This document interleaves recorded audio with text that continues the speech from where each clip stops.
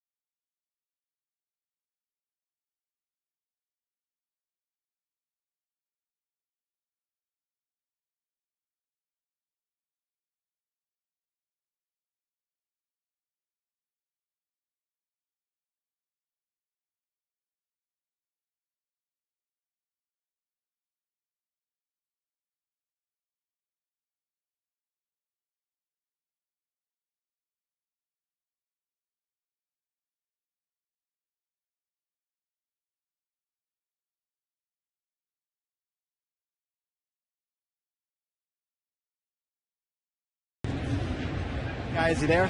Yeah. All right. Hey, Ken. Hey, Joe. Tonight's your night, man. Hey, Joe, did you get my text on Kevin Long? I did. Okay, good. Don't forget, man, tonight's your night. I mean, Richard's here.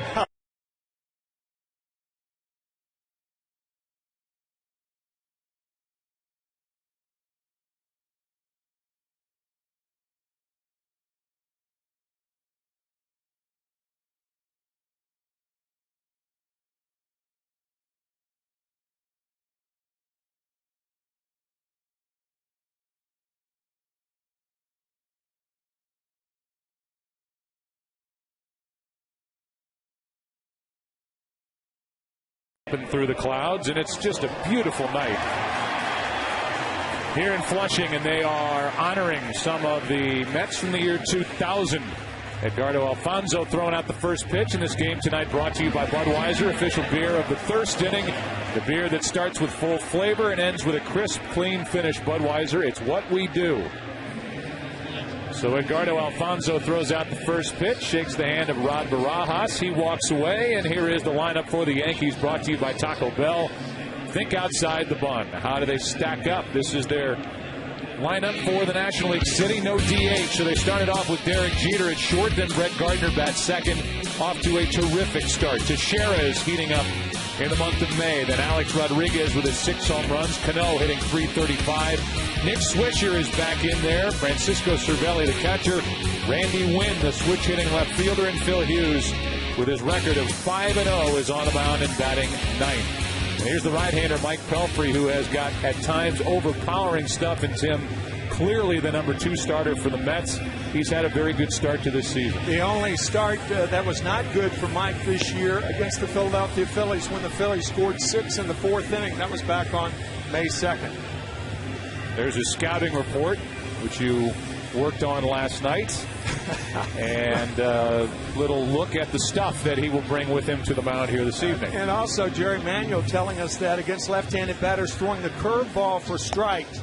That's at second point, and he doesn't throw a true splitter. Takes off about 8 to 10 miles an hour, and that's been good enough to hold left-handers to a 133. I want to know what the Mets defense looks like, and thanks to Scott, we can all see it. Jason Bay in left, Angel Pagan in center, and Jeff Francoeur in right. David Wright, Jose Reyes, Luis Castillo had the night off last night. Ike Davis, the rookie at first. Barajas has been a revelation at catcher, and Pelfrey is on the mound for the Mets, and there's the reaction for Derek Jeter, who digs his way in to start it for the Yankees. Nice to hear boo mixed with yay. Yeah, it's just a pleasant sound at the start of our night. And the Mets are tired of seeing Derek Jeter, who is a .383 career hitter against Mets pitching. And he slashes one foul off to the right to begin the night. So for Jeter, that .383 average against the Mets is the best ever against the Mets. And so far this season, a .273 average, but that's way down after he hit .330 in the month of April. May has not been good to Jeter, and he grounds one past Mick Kelleher. Foul down the right field line, strike 2.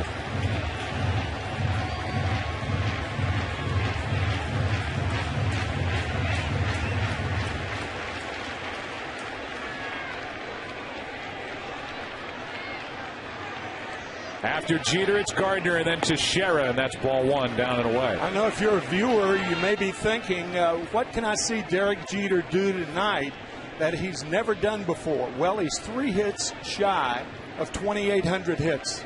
That is a ton of hits. And he is number 1 on the all-time Yankee list in that category. 1-2 pitch, he does that a lot. Goes to the right side. This one's right at Ike Davis, 1 out. How about the Ford keys to the game tonight for these two sides? Well, the one thing that the Yankees did not have to do last year, they didn't have a lot of injuries, so they didn't need to be resourceful. They are resourceful this year. The latest, Kevin Russo with a double to drive in both runs last night, only a second major league hit. And with the Mets, I mean, where do you start to talk about the woes through the first 7 weeks of the season? Yeah, there are a lot of different ways you can go with that, and we will during the course of the night as Brett Gardner stands in. And Gardner shows bunt, takes a strike. Gardner is a center fielder with Curtis Granderson on the disabled list. The good news for the Yankees, Granderson is starting a minor league rehab assignment, and they hope to have him back in their big league lineup next weekend against Cleveland. Here's the 0-1. And strike 2. Todd Tishner is the home plate umpire. He's joined by Marvin Hudson at first, Darrell Cousins at second, and Jim Wolfe over at third. 0-2 the count. Pelfrey 5-1 on the year, and ERA just over 3, and this one back to him on a hop. 2 out.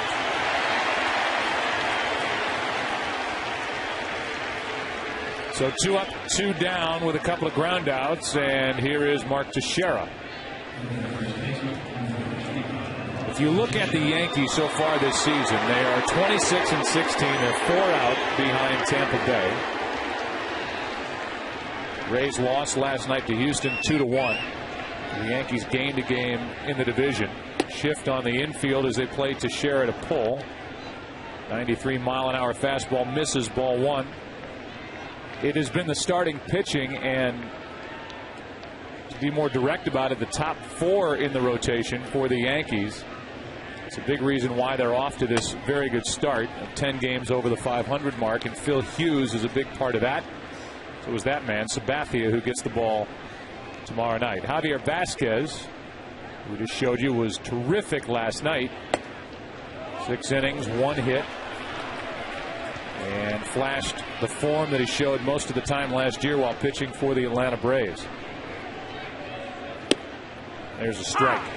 And the Yankees glad that Vasquez did not flash a broken finger. His finger is just bruised, hit on a bunt attempt, and he's all right. A 2-out walk brings Rodriguez to the plate. And when you talk about the starting pitching for the Yankees, you look at the top 4. Andy Pettitte, 5-1, 9th best ERA in the league. Phil Hughes, 3rd best ERA, 5-0. A.J. Burnett stumbled his last time out, but 4-2. Same for Sabathia, ERA under 3.5. And Sabathia last year got better and better as the year went on, and then was terrific during the postseason when the Yankees won it all. Here's Rodriguez, and there's strike 1. Don't throw that pitch again. That is a pitch, Alex Rodriguez. That ball out over the plate, tremendous power to right center field. American League pitchers try to crowd Rodriguez, but this is a fat fastball that he just missed. Hitting .295, tied for 5th in the league with 32 RBIs, and he takes a strike on the inside corner. That one rode in a little bit. It's 0-2. Jerry Manuel probably thinking this is much better. Right on the inside corner.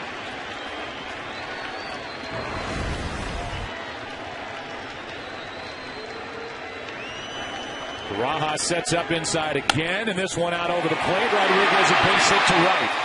Teixeira will stop at second. A walk, a hit, and the Yankees have something going here in the first. Well, if you're going to miss to Rodriguez, you try to miss inside, not over the plate. Rodriguez extends those long arms and gets the first hit of the ball game. And it gives the RBI chance to Robinson Cano, who has been terrific, hitting .335. 5th best average in the American League. He's hit 9 home runs. That leads this ball club, and he's driven in 28.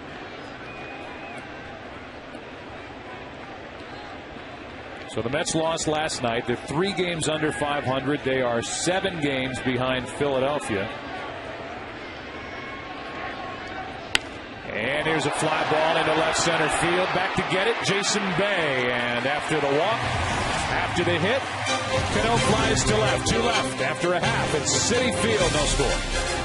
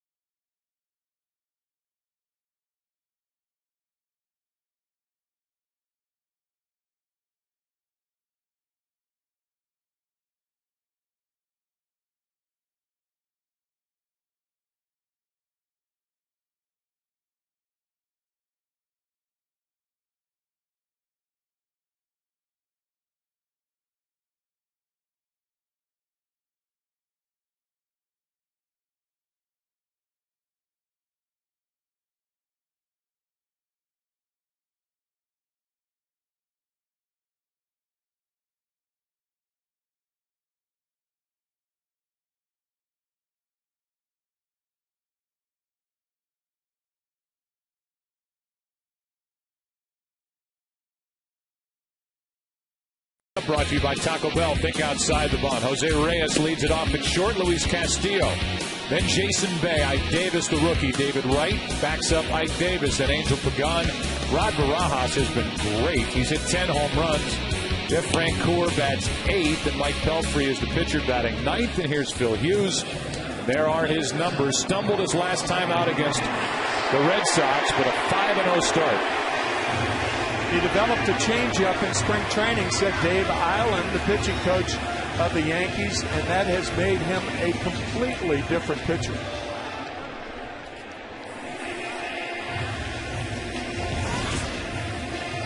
Jose Reyes is first up. Then Luis Castillo, Jason Bay. This is a Mets club that is 14-9 at home and won just 6 games on the road.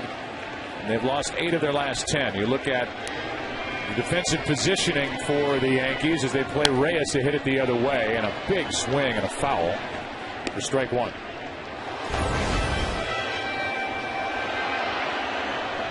Both young pitchers doing a good job of staying ahead. Pelfrey ahead of all 5 batters, and now Hughes likewise. Here's an 0-1. Another foul, that's strike 2. Reyes is off to, by far, his worst start in the big leagues. He's just 26. He'll turn 27 this season. But hitting .211. Spent some time batting in the number 3 spot in the Mets lineup. He's back to where he wants to be, which is in that top spot. Yeah, that experiment batting third was wrong. Another foul.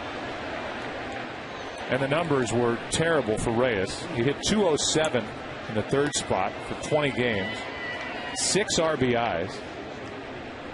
But Jerry Manuel's defense of that was by far the Mets' best stretch of the season when they won at one point 8 in a row and 9 of 10 on a homestand. Here's a breaking ball low, and the count 1-2. But they're the numbers over the last 10 games. So hitting 3rd, hitting 1st, hitting 10th, hitting 13th, whatever, he's not hitting. Tough to hit from that 13 hole. Here's a pitch up and away, 2-2. Is Ken Rosenthal with us tonight? I think so. You down there, Kenny? I am, Joe. I know you talked to Reyes about his start, and thyroid condition or not, he's not making any excuses. Right, I did ask him about missing almost all of last season and almost all of spring training. And basically he said, hey, I've played 39 games now. I need to figure it out.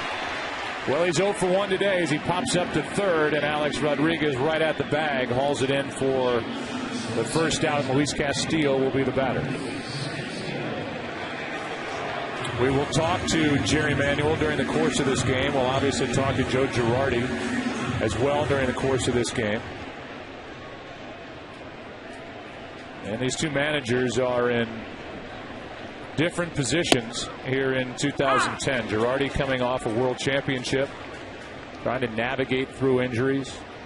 And right now the watch is on for Jerry Manuel, as it seems like if the Mets don't pick it up, and maybe right here, right now, he'll be without a job. What a good play by Cano.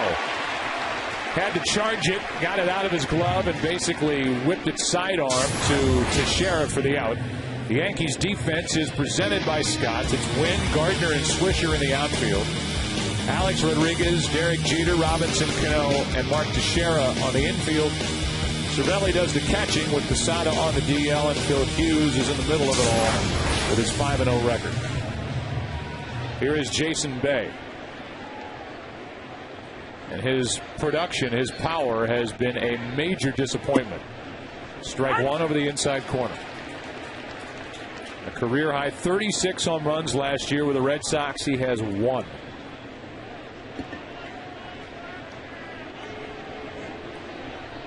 Two out, nobody on, and the ball down and away. And Joe, there is not a manager in baseball who does not understand how precarious a situation Jerry Manuel's in right now. And Joe Girardi's one of them. And after all, Joe Girardi last May. Here's a grounder past Rodriguez down the left field line, and Bay will try to stretch it and make it with a double. Last May, Joe Girardi in a similar situation. There were rumblings about his job status. Jason Bay with double number 10 on the year. His average has been fine, but it's the long ball that they're looking for. Turning on this fastball from Hughes for the first med hit of the ball game. It brings in the rookie Ike Davis. Ike Davis has a presence about him that you rarely see in any rookie in the big leagues, let alone somebody stepping onto the stage here in New York. But it has been a special start. He's hit 4 home runs, hitting .287. Good on base percentage. He lifts that front leg and he lays off ball 1 outside. Jerry Manuel's saying that he reminds him of Harold Baines, the great slugger for the White Sox for so many years. Harold is the first base coach for Chicago, and Ozzie Guillen. That misses outside, and the count 2-0. Tell you, when you're young and you're compared to Harold Baines, that's pretty good company right there after only a handful of at-bats in the major leagues. He likes his new home park, hitting .321 here. 3 of his 4 home runs have been at Citi Field. 2-0 pitch on the outside corner. Good delivery from Hughes. Behind on the count, it's 2-1.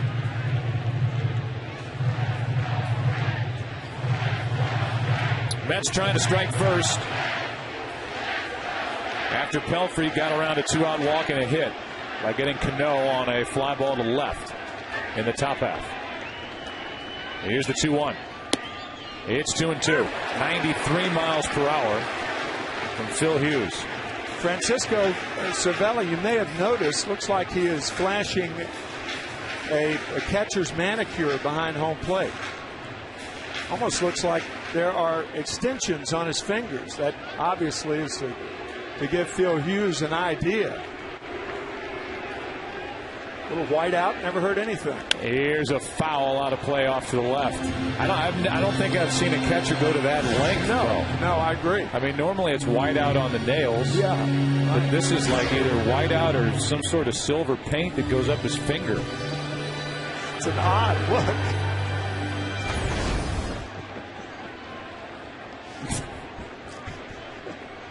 2 balls, 2 strikes.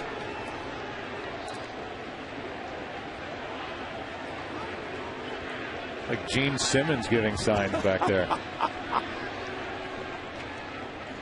With 2 out, pitch is low, and it's a full count.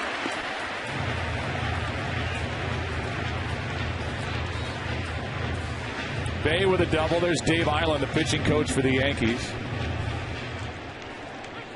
Change from a year ago for Phil Hughes. More change-ups, more cutters. The Yankees think that he fell in love with his cutter his last time out. They couldn't maintain an early 5-0 lead against the Red Sox. His only hiccup this season. Here's a 3-2. And it's outside. A 2-out walk. And here is the scouting report on the 23-year-old right-hander. We talked about Dave Island, the pitching coach of the Yankees, telling us that his changeup has made a difference. Think about what Phil Hughes has done in a very short period of time. At 23 years old, he's gone from a starter in the big leagues to the bullpen as a setup man, back to a starter, and this is where he belongs. As opposed to Jabba Chamberlain. Yeah. They tried the experiment of moving him into the rotation, and that not only did it not work for him as a starter, it seems to have taken something away from him that he's trying to regain. He was good last night, that dominant stuff. Here's another chance for David Wright, and he takes a pitch down and away, ball 1. 57 strikeouts. He's tired of reading and hearing about his strikeouts, but they are piling up at a record pace. Most ever by a Mets player through 43 games. By plenty. He's just a better hitter than that, and that's why it's so alarming. 1-0 pitch is fouled back. Ball and a strike. Last year is first year in this park. Last year was the first season for Citi Field. David Wright, typically a big power hitter, hit just 10 home runs all year. He has 8, so that number is up, but so are the strikeouts, as you see, through 43 games, 10 more than Mike Cameron had at this point. Previous record holder as Wright fouls another back. Looked like he was trying to go the opposite way, which is what he does when he's hitting well, going to center and right. And he's now in the hole 1-2. Also, Joe, when he's hitting well, he doesn't foul balls back like that. When he gets pitches to hit, he's not behind them like he is. Both foul balls way behind, fouled off to the right side. But the key thing, you're right. With 2 strikes, he used to go to right field. We'll see. A 1-2 is outside.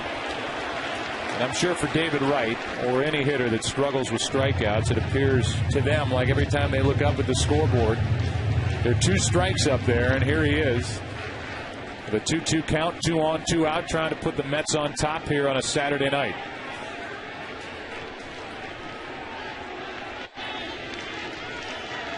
Right back up the middle. Wright has a base hit.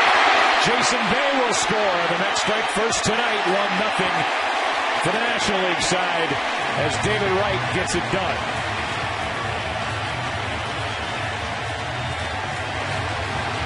That was a similar fastball on which he struck out against Jabba Chamberlain last night. And that was a cutter from Phil Hughes. So the cut fastball, the problem, as Joe mentioned, against the Red Sox when David Ortiz and J.D. Drew hit home runs against Hughes. Now the cutter early, and I think that was the first cutter he's thrown in this game. Well, if you want to see your name on air, play MLB on Fox. Tune in to win. Now on foxsports.com/tunein. Make your predictions during today's game between the Mariners and Rays. Hurry up. Your predictions must be submitted by the end of the second. Stick around to increase your chances of winning with the 7th inning bonus question. Winners will be announced on air during the 9th inning. Log on to foxsports.com/tunein to play right now. Here is Angel Pagan trying to get more for the Mets, who lead 1-0. 2 on, 2 out. And a line drive foul, strike 1. Wonder if that was part of the conversation from Dave Island to Phil Hughes. I was thinking the same thing. I mean, if Joe Girardi mentioned it to us, yep, you'd think that was something that was covered prior to Phil Hughes taking the mound here tonight. But as Girardi said, when you have a new toy, sometimes you want to bring it out too much, and that's what they thought of Phil Hughes in his last start against the Red Sox. Too many cutters, and it burned him here. Now a broken bat. Base hit to left. Here comes Davis. 2-0 Mets to third. David Wright. Inning over. But 2 out RBI hits by David Wright and Angel Pagan have put the Mets on top. After 1. The throw by Wynn. Too late.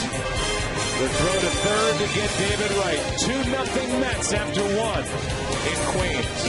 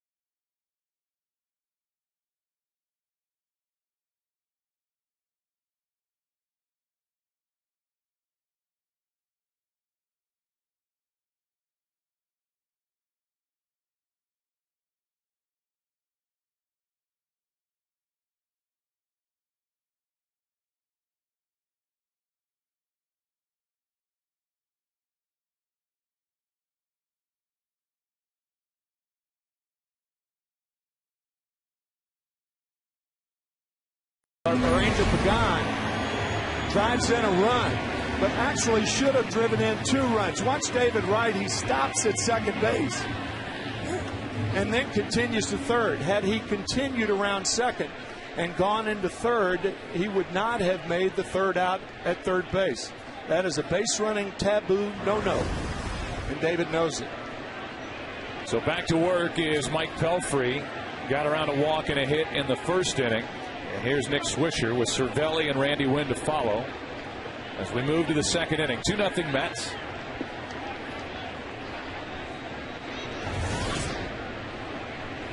And a ground ball to second. Picked up by Castillo. 1 out. Let's take you to the studio with Chris Rose and Kevin Millar for a DirecTV game break.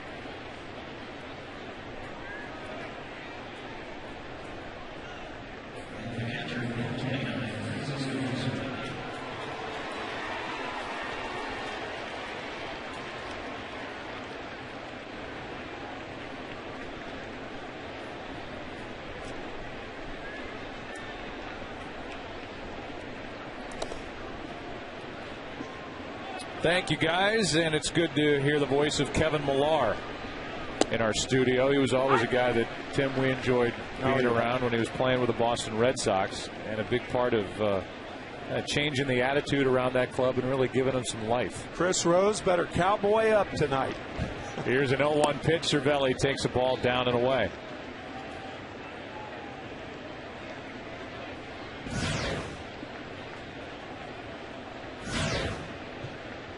One out, nobody on. Cervelli takes inside. 2-1. For those of you who may not remember that, the cowboy up was started by Kevin Millar and the Red Sox back in 2004, when the Red Sox remarkably came from a 3-0 deficit against the Yankees to win 4 in a row, then beat the Cardinals 4 in a row. Ground ball to first. Off the bat at Cervelli. Easy play for Ike Davis. 2 out. Well, while the Minnesota Twins, as we heard from Chris, threaten in their half of the 9th inning as they now trail by 1. You look at the standings, and in the National League Central, Milwaukee, they're 10 games under 500 at the start of the day, 8.5 games behind St. Louis. Now, St. Louis lost earlier today, but it is surprising to me that the Brewers are playing as poorly as they are right now this deep into the season. Here's Randy Wynn, and there's strike 1. Me too. And with all the hand-wringing and worry about the Mets, they're 3 games under 500. The Brewers, with all that talent, 10 under 500. Here's an 0-1 pitch, up and away, 1 ball, 1 strike. Any heat on the general manager and manager, Ken Rosenthal, with the Milwaukee Brewers? But the Brewers owner today, Mark Attanasio, came out very strongly in support of Doug Melvin, the general manager. And he also said that the manager, Ken Maka, would not be fired on Monday. Now, there's no guarantee for Maka the rest of the year, but Attanasio, pretty strong votes of confidence for both. Of course, earlier this season, we saw a vote of confidence for the Royals manager, Trey Hillman, and he was fired 2 days later. What a great vote of confidence. Here's a foul off to the left. I say this, and I don't want any questions. We will not fire our manager on Monday. We're going to get a call after the game. Joe, Tim, you will not be fired on Monday. Thanks. How rewarding. I want to state this clearly for the record. Here's the 1-2 pitch. High, 2 balls, 2 strikes. Randy Wynn at the plate. On deck is Phil Hughes, who has never hit in the big leagues. Didn't hit in the minor leagues. Found a helmet, put his number on it. He's got a bat. He may get a chance if Pelfrey lets Randy Wynn get off the hook here in the second.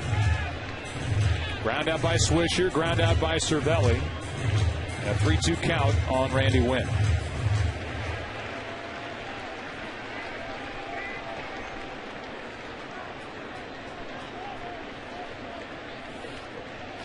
With 2 out, here it is, and another foul. Pelfrey is 6'7", 230. 26-year-old and the 9th overall pick, 2005 out of Wichita State. Came up in 06, was 2-1 in 4 starts, and then he's bounced back and forth. Last year, 2 games under 500, 10-12. 3-2 pitch is high, a 2-out walk. And if nothing else, that allows the Yankees to clear Phil Hughes here in the second.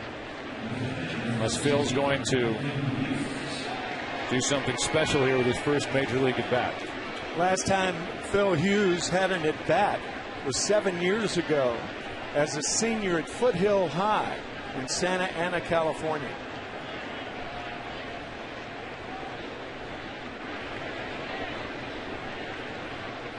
And he takes a strike. He said he could hit the fastball, but the first time he saw a breaking ball, he was bailing, and we'll see if he sees one from Mike Pelfrey. Actually, Phil hit 400 his senior year. I guess they weren't throwing many curveballs his senior year. That one's down and away. And the count 1 ball, 1 strike. So we kind of provided Pelfrey with his own scouting report.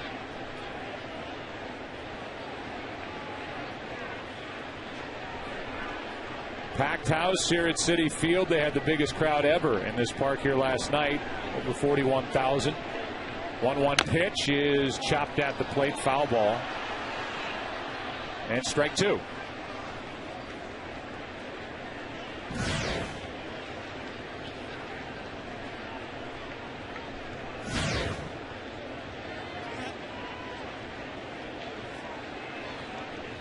Back to the plate is Phil Hughes. Last night for the Yankees, they got the best start they've received from Javier Vasquez, a 1-hitter through 6, making his first start in 9 days.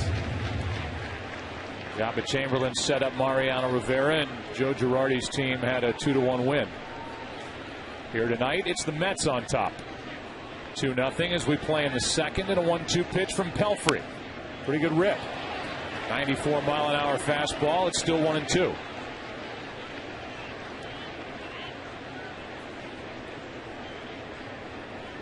It was during interleague play a few seasons ago when Chin-Ming Wong, who was the #1 starter for the Yankees,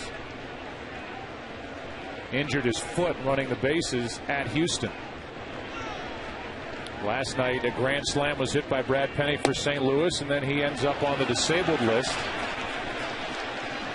Wasn't around long enough to get the win. That pitch was low to Phil Hughes, and the count even at 2-2.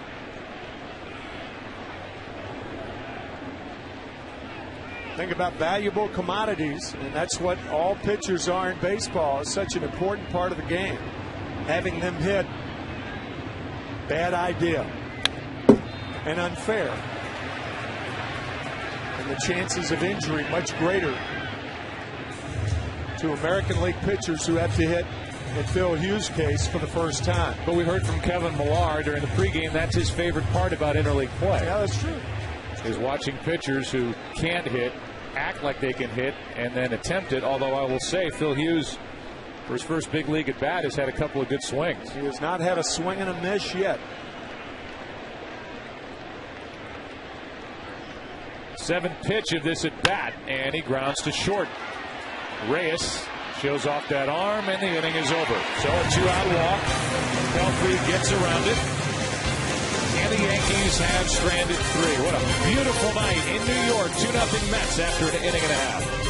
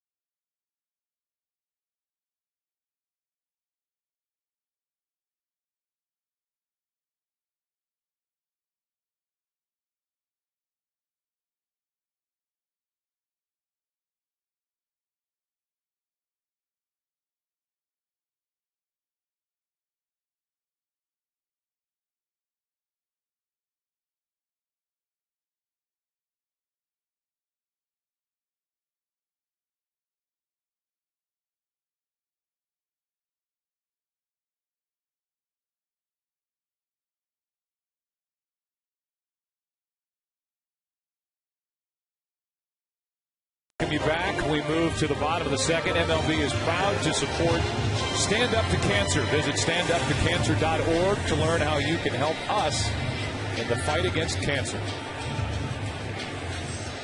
It's the bottom of the second, and it's Rod Barajas at the plate. Big numbers for Barajas as he takes a strike. He was a late addition to this Mets team, joining this club at the end of February. And what a start he's had in the Mets uniform. Big swing and a miss. That's strike two. He's got 10 home runs. He has more home runs at this point in the season than Jason Bay and David Wright combined. Number 7 hitter with Francoeur to follow, and then the pitcher Pelfrey. Here's an 0-2. Off the end of the bat, still 0-2. Rod signed late with the Mets, and just one of the problems that players have when they sign with a New York team.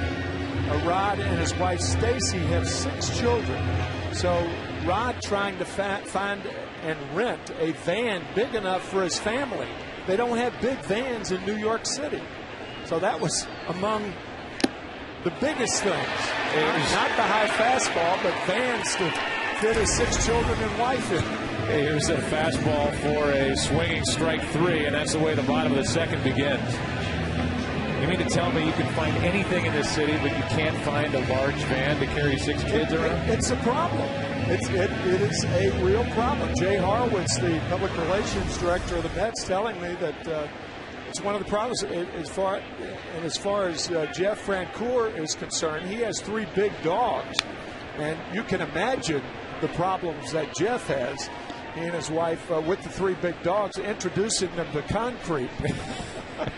Strike 1 on a foul back to the screen. 1 out, nobody on. And Phil Hughes brings it. Good pitch down and in. Fastball. Fouled away for strike 2.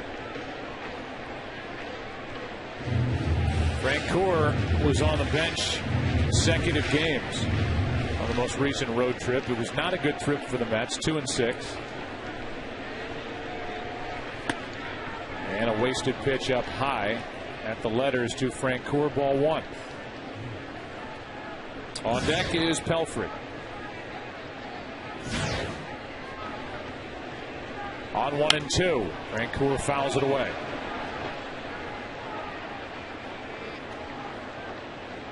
When you and Kenny Albert were in St. Louis for that 20-inning affair between the Mets and the Cardinals on the 17th of April, Francoeur was hitting .457. He went 0 for 7 that 20-inning game.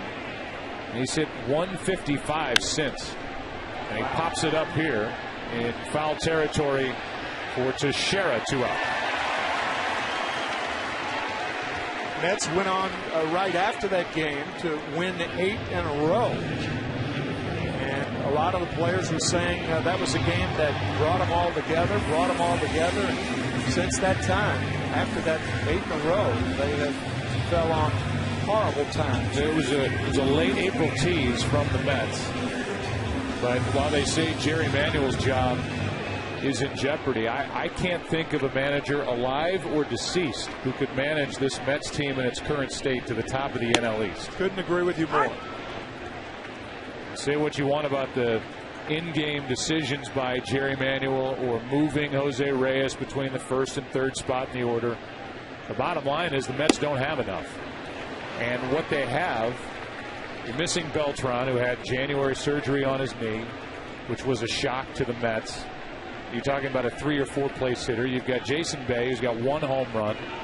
David Wright striking out. Pelfrey strikes out. The rotation is riddled with injuries, and Oliver Perez has pitched his way into the bullpen. It's a lot bigger than just Jerry Manuel, the problem for the Mets. Jeter's coming up for the Yankees. They trail 2-zip. Back after this from your local Fox station.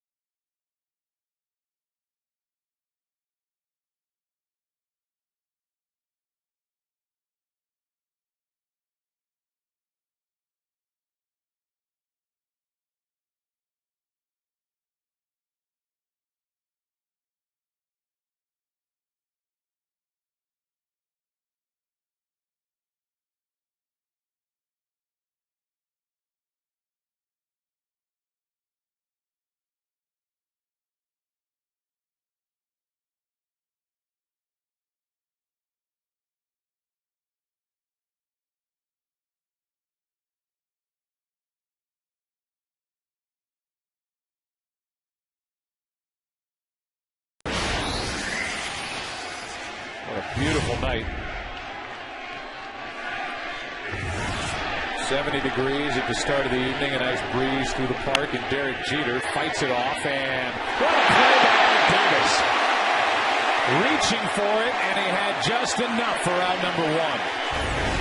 Well, if you're going to make a move, if you're the New York Mets, you get a tall first baseman. One that's 6'5" and can make plays like this. And that's really not the only good play that Ike Davis has made thus far this season. Some of those plays near the dugout have been sensational.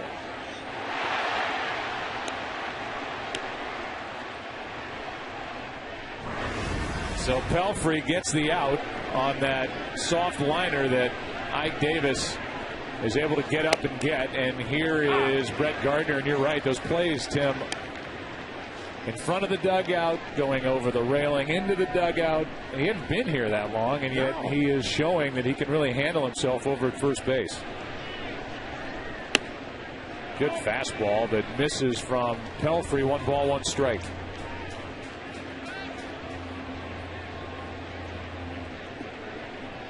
It's Gardner now. It's Teixeira on deck. 2-0 Mets on top.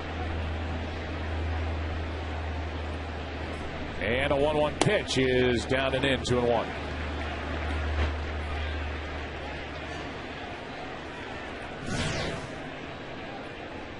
Gardner's first time tapped back to Pelfrey.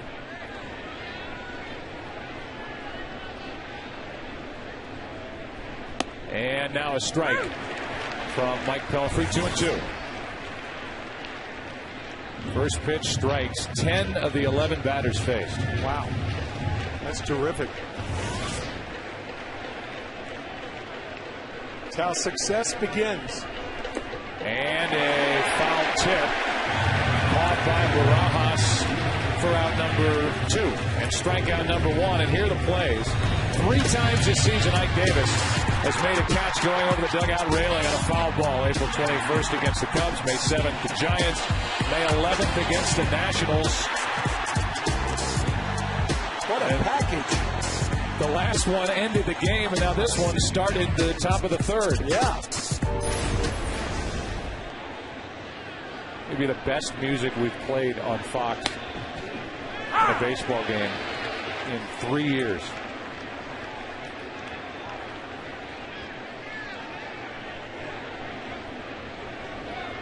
Teixeira spins out of the way of one up and in. 1 ball, 1 strike. You know, when you talk about first pitch strikes, and he just did it again, Pelfrey did to Mark Teixeira. Jerry Manuel, his manager, Pelfrey's manager, was talking about how good he is in his side sessions, how his control is just pinpoint. And while you could accuse him sometimes of trying to be too fine or nibbling, as they say in baseball, as a pitcher, when he's in a game, it's just because he believes he can put it where he wants to. Here's a fly ball into left. Good start for Pelfrey and for the Mets. We are through 2.5. The Mets on RBIs by David Wright and Angel Pagan lead the Yankees 2-0. There it is. Just enjoy it.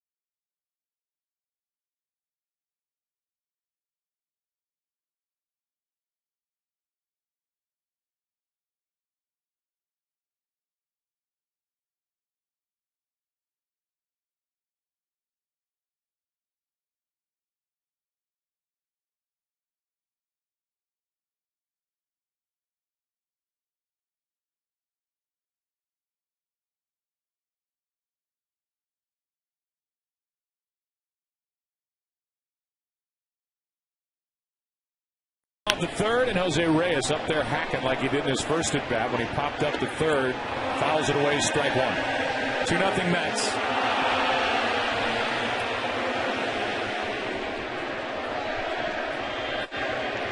RBIs by Wright and Pagan in the first inning, and now a fly ball into right. Swisher in and to his left. One out. Here's our chat with manager Jerry Manuel of the Mets. First question was about how good Mike Pelfrey looks through 3 innings. Yeah, he does. He looks like he's pitching real well, mixing pitches excellent in, throwing some pitches in. He's got a nice repertoire going at this point, so we hope we can keep it going. Jerry, we talked about it in the opening about how you maintain your sense of humor through this whole thing. You've got to do that, right? Yeah, you have to do that. I mean, it's a beautiful game, and you got to be even fortunate to be a part of something such as this anyway. So there's no need to making it a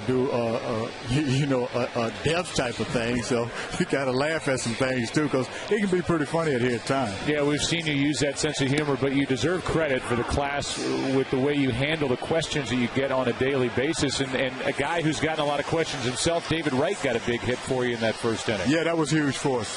2 out. RBI. We haven't gotten many of those this year, and for him to get it is a big plus for us. As always, we thank you for your time. Thanks, Jerry. I appreciate it. All right. Jerry Manuel in his second full season here with the Mets took over June 17, 2008. His Mets lead here tonight 2-0 after losing last night 2-1. Castillo grounded out his first time up. He's in the hole here 1-2. And chops it left side for Rodriguez. Gets that bigger bounce and gets the out. 2 gone. Castillo bad foot and all, Tim, made that close. Yeah, the one thing that made it close also, the ball stayed up. You can almost hear the players in the dugout saying, stay down. If you're a Mets player, you're pulling for Castillo, but the ball stayed up, and Rodriguez got Castillo by about a half a step. So with 2 out, nobody on, the batter will be Jason Bay, who doubled with 2 out, nobody on, and that started the 2-run rally in the first. It was average 285.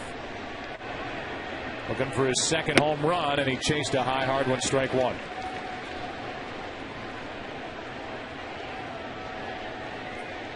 Ike Davis would follow if Bay can keep this third inning alive. The 0-1 from Hughes is upstairs. Ball and a strike. Hughes has an interesting delivery.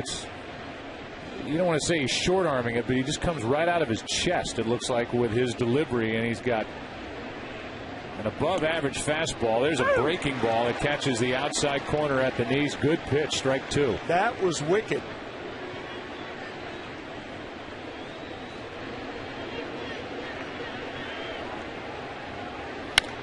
Fastball, ground ball, foul. Yeah, Phil, in a totally different situation this year. As we said last year, the setup man for Mariano Rivera. There's that delivery Joe was talking about. I mean, that tall, you would think, and he's 6'4", you would think that you could see the ball a lot better, but not so. There's a ground ball base hit off the glove of Jeter into left, and Bay's 2 for 2. So Jason Bay continues to reach base. He gets a base hit here, 2 for 2 in this game, and Ike Davis will walk to the plate. Even had Derek Jeter come up with that ball, there's no play on Bay, who runs fairly well.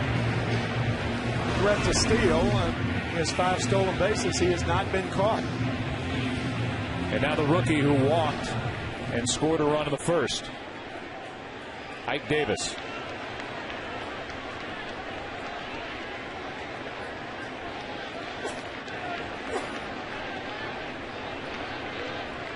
Hughes out of the stretch, and a strike hits the outside corner for Jason Bay. In case you're wondering, he has stolen 5, has not been caught. This is a Mets team that does not rely on the home run to score runs, and their team average is down just 243, 14th best in the National League, with just 35 home runs hit by this group. Bay is part of an outfield that's hit a total of 9 home runs. Not much.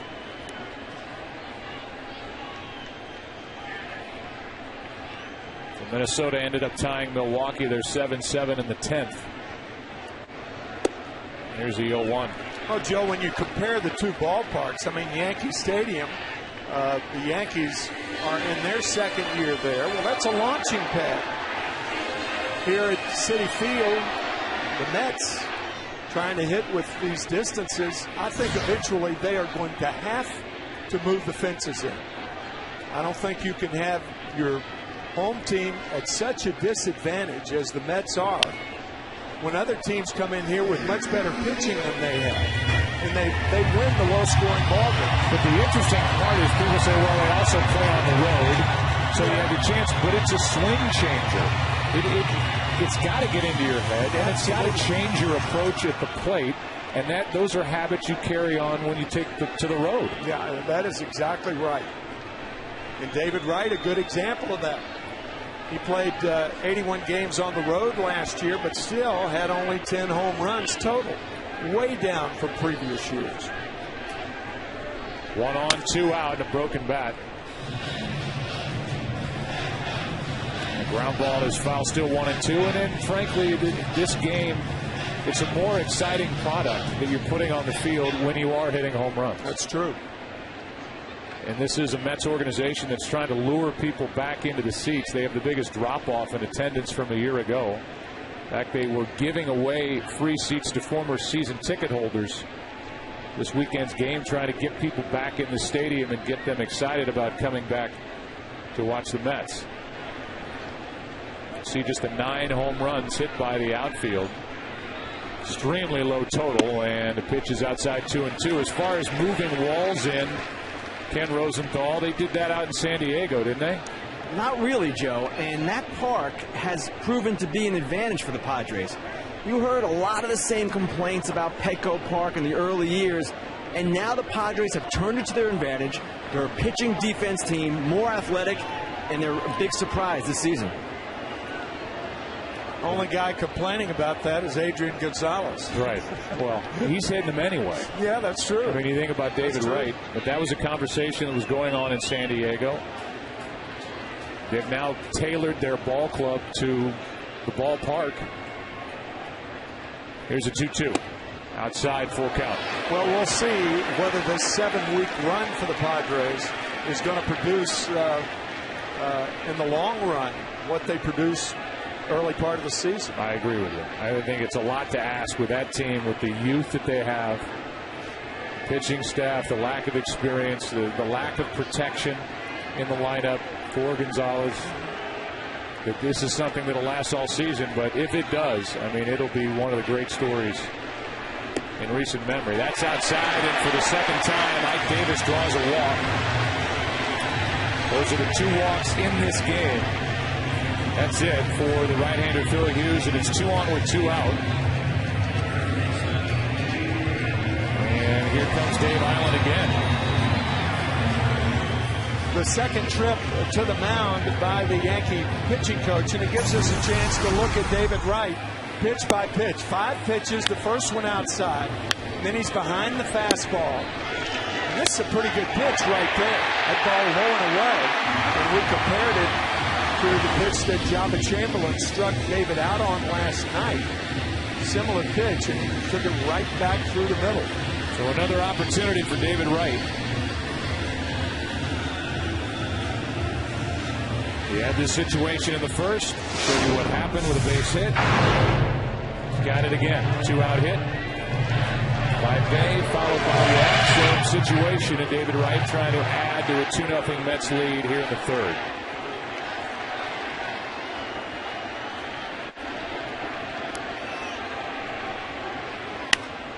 Popped up right side. Will it stay in play?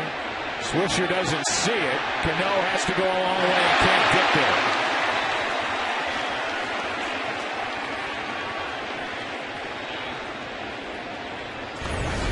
Nick Swisher losing the ball in the gloaming here at Citi Field, and Cano the closest to it. I'm not too sure that Nick could have made that play anyway. It would have been a very awkward play toward the stands. Yankees are just happy to see Cano get off that wall and walk without a limp. Yeah. Hitting that billboard area, but still came to a rather abrupt stop. So Wright's at bat continues. The 0-1 pitch. Right back up the middle. David Wright delivers again. Here comes Jason Bay. 3-0 Mets.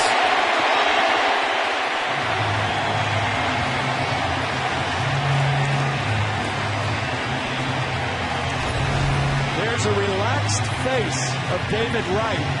As Joe said, no pun intended, Wright back up the middle. For the second time to drive in his second run of the night.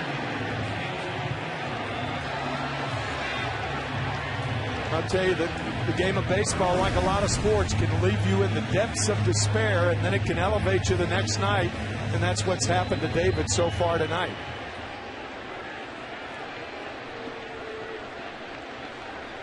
So now 2 on with 2 out for Angel Pagan, who has an RBI hit. Really has had a solid season for the Mets, and he gets under this one and launches it into right for Nick Swisher. That's it for the Mets in the third. David Wright has 2 hits, has 2 RBIs. Here's his first. And then moments ago, right back up the middle. 3-0 Mets as we go to the fourth at Citi Field.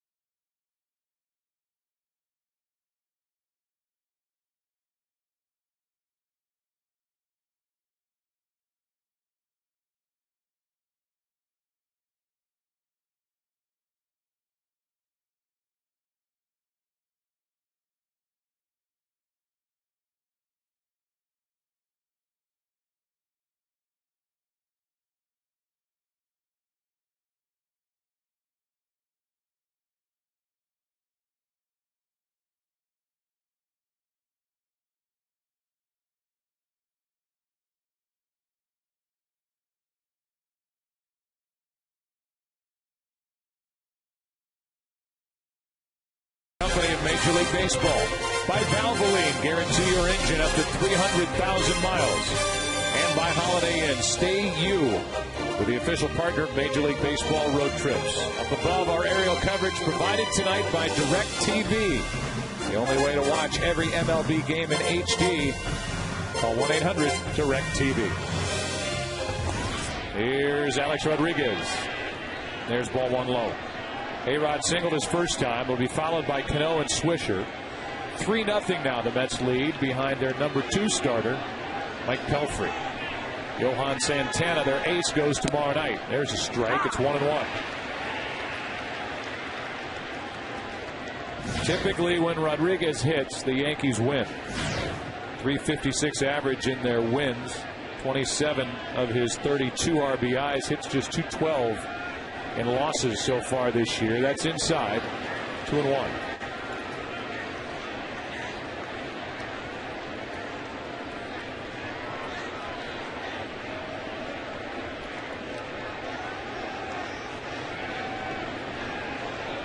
On 2-1. Pelfrey hits the outside corner. It's 2-2. We talked about it in his first at bat. You pitch him away, it's got to be right there. That's one of those bullpen sessions you were talking about. That's a bullpen session pitch right there. Here's a 2-2 pitch from Pelfrey, and fastball got him looking. He hit that spot again. 94 miles per hour for strikeout number 2. Well, there aren't too many right-handers in baseball who are going to hit the last 2 pitches from Pelfrey. Right down the corner lane.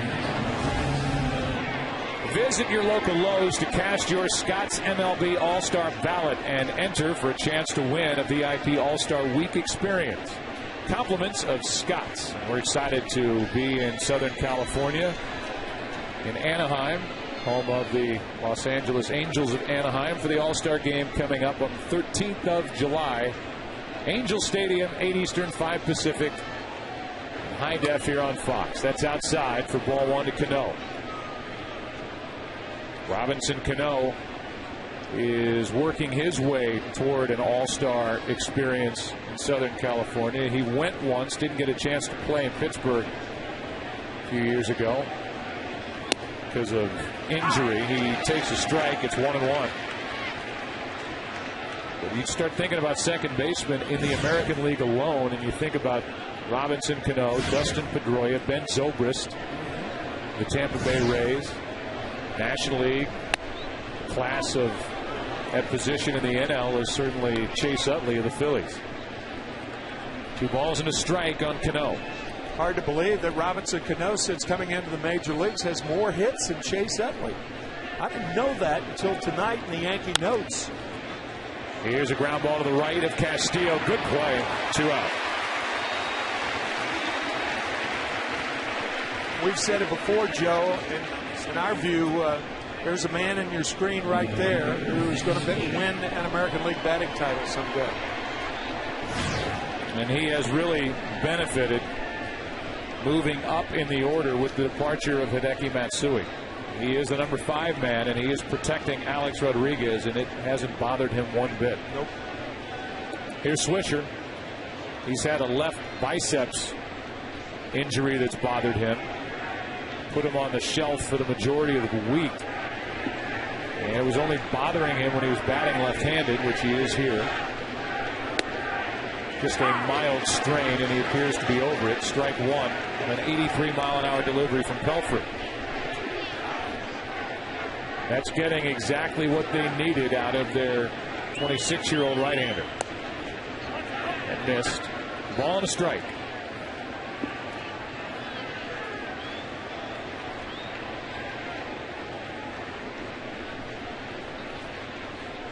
Pitching coach Dan Warthen has to be happy with what he's seeing, as Pelfrey is 1 strike away from pitching 4 shutout innings to start the night.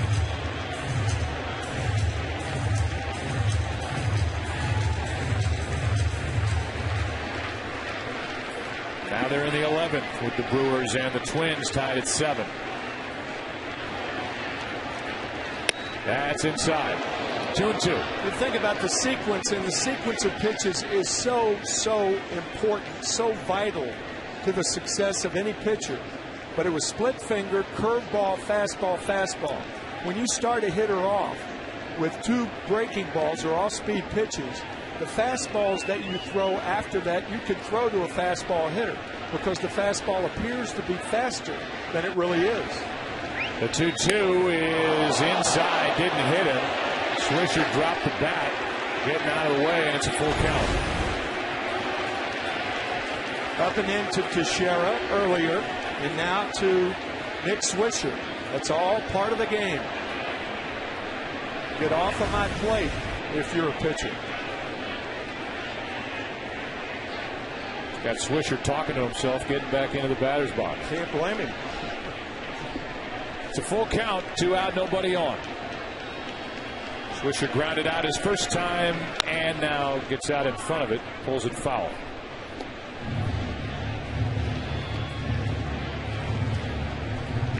Swisher hitting .290 at the start of the night, 7 home runs.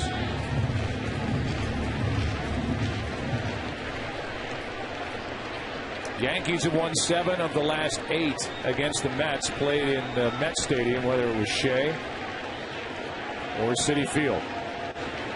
Swept them last year in a foul backing out of play. This will be the 8th pitch of this at bat with Nick Swisher at the plate. The Mets in the bottom of this inning will have bottom 3 in their lineup: Barajas, Francoeur, and then the pitcher Pelfrey. And we will have our visit with Joe Girardi, the Yankee manager. 3-2. Another foul. I mean, he hit it to the same seat. He just hit it the previous pitch. So a fan got 2 foul balls. I'm telling you, it hit the same spot. All right. Yankee fan got the foul ball off the bat of Swisher, and now another 3-2 pitch from Pelfrey. Good at bat as it continues. Swisher able to get a piece of that breaking ball from the right-hander.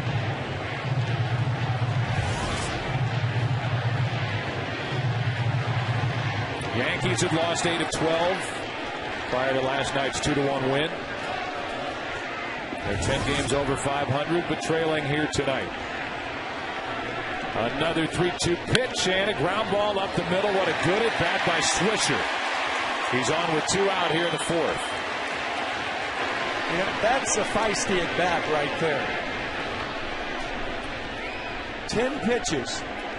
The first pitch, a splitter for a strike. Curveball misses. Then the fastball that appeared to be faster. And this one here to make it 3-2. Then he fouls one off. Another one.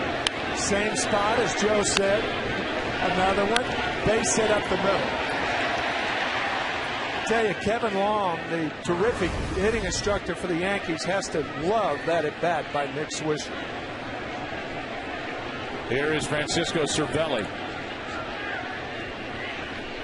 And he breaks his bat, trying to plop one into right. Over to get it is Francoeur, and the inning is over. 2 out hit by Swisher. Yankees have stranded 4. Bottom of the 4th, 3-0. Mets on top.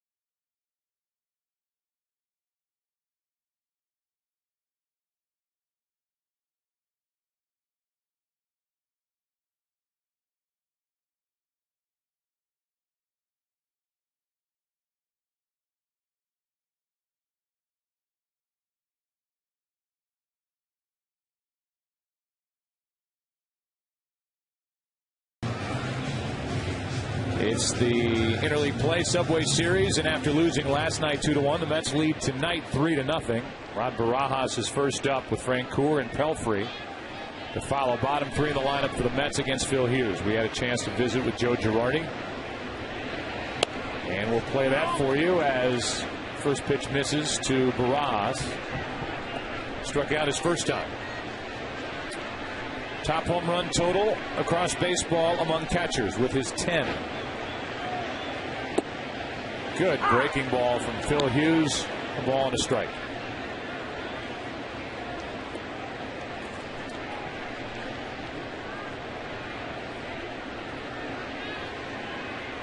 And now the 1-1. Off the end of the bat, pop up on the infield. Teixeira, the Gold Glover, is there for out number 1. And here is our visit with Joe Girardi. First question was about the starter for the Mets, Mike Pelfrey, and that the Yankees have their hands full tonight. Yeah, this kid's got excellent stuff. He's got a great sinker, and he knows how to use his off-speed. His split finger has been effective as well tonight. What do you think has been the key for your ball club to still be 10 games over 500 despite all the injuries that you seem to deal with every day? Well, I think a lot of it has been our pitching. Our starting pitching has been excellent, and most times our bullpen has been very good as well. But, I mean, we still have a lot of quality players that are running out there every day, and our team is really deep. The last guy that you just put on the DL, Jorge Posada, is a big loss for you, but how about a word on the job that Cervelli has done so far this season? He's done a great job, and he's a young kid that, you think about the games that we've had this weekend. Boston for 2, Tampa Bay for 2, and the Mets for 3, so he's been asked to carry a heavy load, but he's done a great job. I like seeing that guy standing behind you over your left shoulder. Oh, who's that? Gino. Oh, Gino. It's so great to have him back. This is his first road trip, and he's going to make another one to Minnesota on Tuesday. That's terrific. Thanks, Joe. Thanks guys. Joe. Gene Monahan, who has battled health trouble this season, and this year is his 48th consecutive season with the New York Yankees organization. Wow. He has seen it all. The last 38 of those years as the head athletic trainer at the major league level. So whenever that book comes out, I'm buying it. Outpouring of affection from the players for a man who's helped so many for almost 50 years. Francoeur fouls it back. It's still 0-2. Francoeur fouled out his first time. Pelfrey, the pitcher, on deck.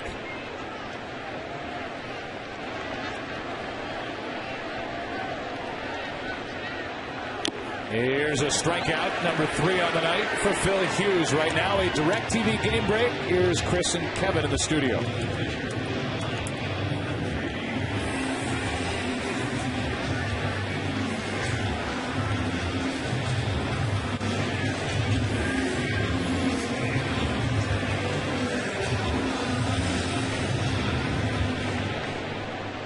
All right.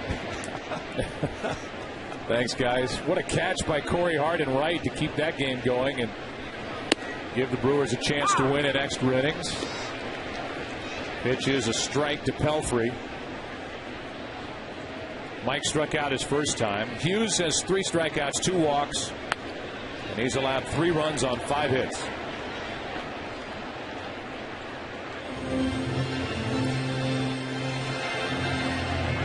Pelfrey coming off a win in Atlanta this past Monday. It was the first win by the Mets rotation during the month of May. 16th game the month of May, and a member of the rotation finally had a win. And it was Pelfrey, and he's backing it up here tonight. 2 out, nobody on. 0-2 pitch. Another strikeout, 4 on the night. For Phil Hughes, we go to the 5th. What a shot. 3-0. Mets lead the Yankees.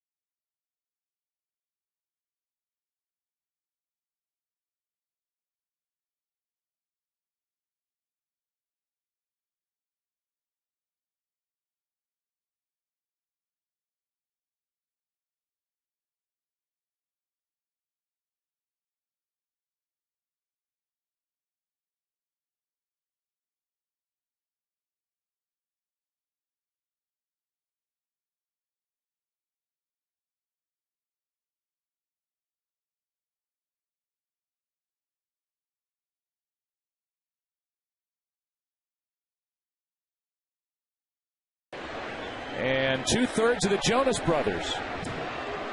Kevin not pictured. Nick and Joe are there for your viewing pleasure. Said that during the break, and Tim, you tried to act like you didn't know who those two guys were. I wasn't acting. I know you have their posters up in your bedroom. Randy Wynn. That's Jonas and the Whale. Oh, okay. There's a foul out of play. And they count 1-1 Hey, we want to thank Lee DeWise and Crystal Bowersox for the job they did singing Take Me Out to the Ball Game.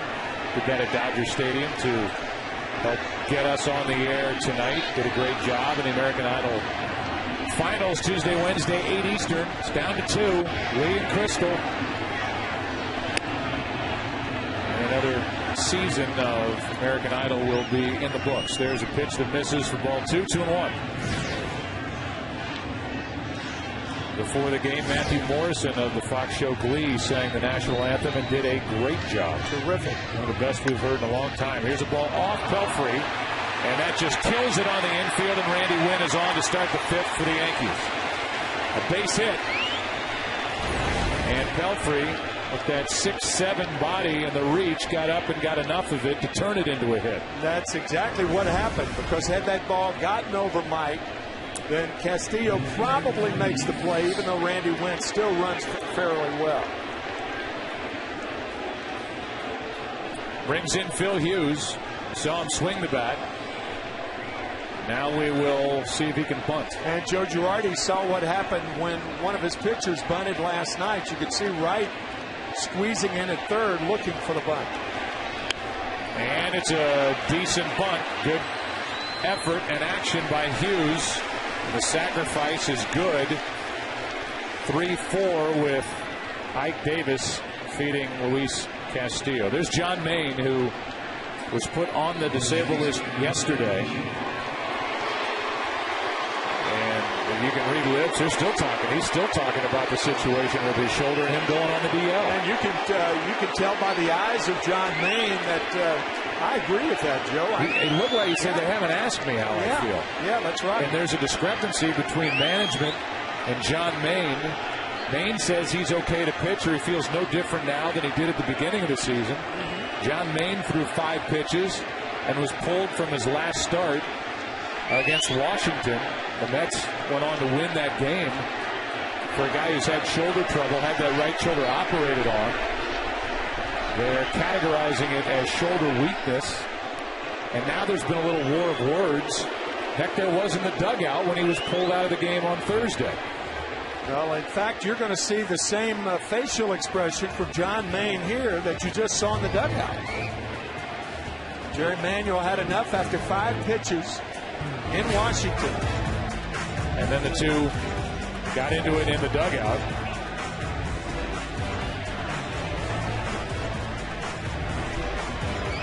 And since then, John Maine's been put on the disabled list. Free agent to be, and he's back on the DL. Runner at second, 1 out. Jeter takes a good fastball from Pelfrey.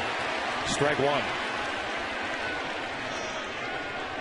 Yankees trying to get on the board here in the 5th inning, trailing 3-0. Jeter is 0 for 2. Want to get Ken Rosenthal in on the discussion regarding Maine.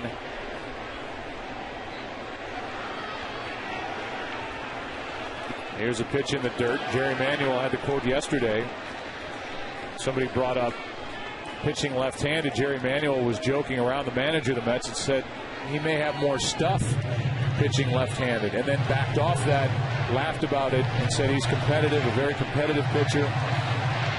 But that thing is just simmering right now between John Maine and Jerry Manuel. Dan Worthen, the pitching coach, and he's now on the DL.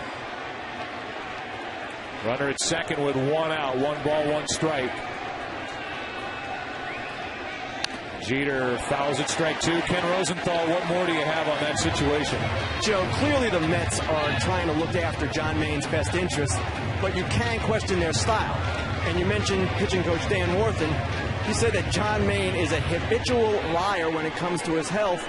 And that comment Manuel made about better stuff left-handed, that too is the kind of thing that upsets a player. And then there's the larger question. if they were only going to let John Maine throw 5 pitches, then why did they allow him to start the game in the first place? Well, I don't know that I told the complete story. Here's a 1-2 pitch from Pelfrey, and it's down and away. I mean, Maine was a guy that a couple of years ago was throwing 93, 94 miles per hour. And when he had a bad bullpen session before he went out to make that start on Thursday. 5 pitches in, the radar gun was in the low 80s. And they thought, well, there's something wrong with him because that's not how John Maine pitches. Coupled with the fact that his prior start, he threw 12 straight balls in Florida. Here's a 2-2 to Jeter inside, full count. Walking the bases loaded with nobody out. So that added to his performance in Washington. And I guess they were thinking, well, he's got to be one of the guys in the starting rotation. We've already got 2 guys down. They had Neese down. Ali Perez was in the bullpen. Here's a 3-2 to Jeter. Win at second, 1 out, and a ground ball to the right side. Castillo makes the play, 2 out. Over to third is Randy Wynn for Brett Gardner. I think Dan Warthen's comment about habitual liar, I think if he had it to do over again, he would use a better choice of words. The left-handed thing, though, I mean, Jerry Manuel was using his humor and followed up with the fact that Maine was competitive. There are just certain managers who make comments and really, in trying to protect the player, who cares how the player feels? You're trying to protect him. Runner at third, 2 out. Gardner trying to get the Yankees on the board. They trail 3-0, and the pitch is over but low, ball 1. I was going to ask you, I mean, if you're Jerry Manuel and John Maine is upset at you with all that's going on and your job on the line, so what? So what? Okay, get in line. Next, right. That pitch is up and away, 2-0. I remember Gene Mock, who was a great manager, never reached postseason, but had a lot of great things to say about the game and about the human psyche. Once said that instead of a manager trying to understand 25 players, wouldn't it make more sense for 25 players to understand one manager? Here's a 2-0. Fastball for a strike, 2-1. John Maine was 15-10 in 2007. Certainly has not been consistent since then. 3 months on the DL last year. Retired right shoulder. Had surgery on his shoulder in 2008. Runner at third, 2 out, 2-1 pitch is fouled away, 2-2.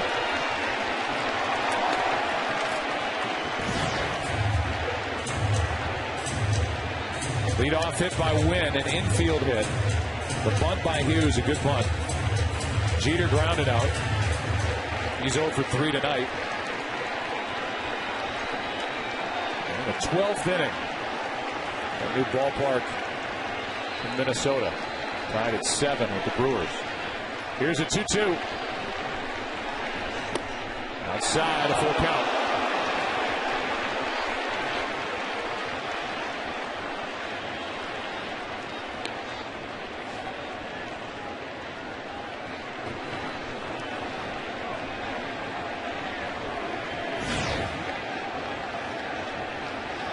Gardner with 12 RBIs on the season.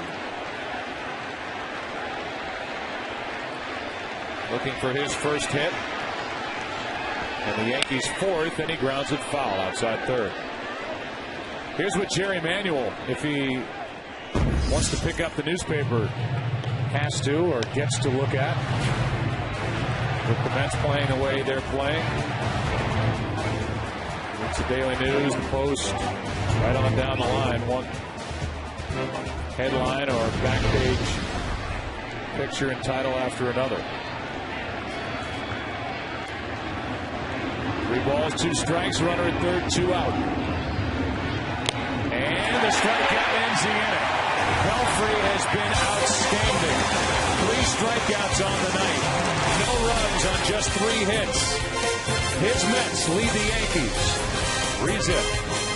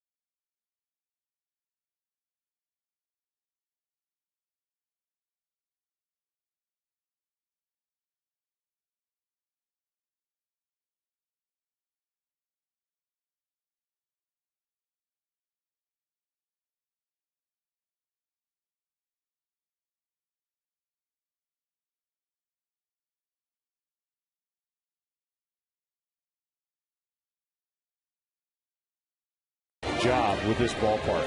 Lovely place, except for hitters. First pitch to Reyes is low for ball one. It'll be Reyes, Castillo, and Bay, the top three in the lineup for the Mets. Phil Hughes struck out 2 last inning. He has 4 on the night. He's allowed 3 runs on 5 hits.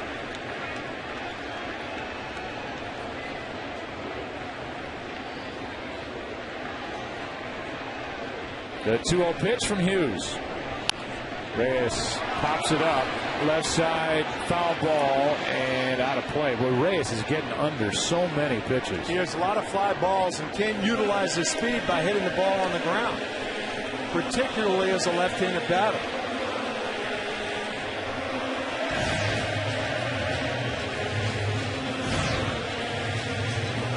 Reyes looking for his first hit.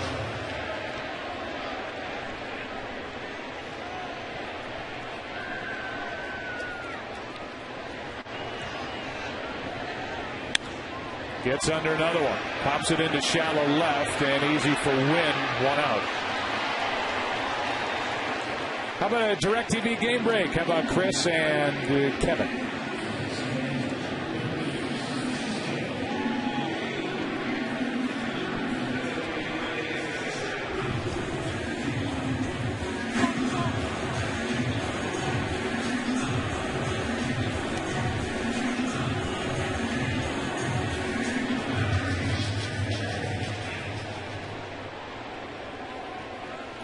Thank you, guys. Here's a look at the AL East, a 4-game lead for those Tampa Bay Rays over the Yankees. Toronto 6 out, the Red Sox 8.5 out. Here's Castillo and a ball up and away from Phil Hughes.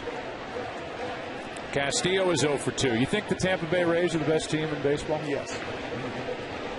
I don't think there's any doubt about it right now, but things change in, a couple of months if the Yankees get back full strength.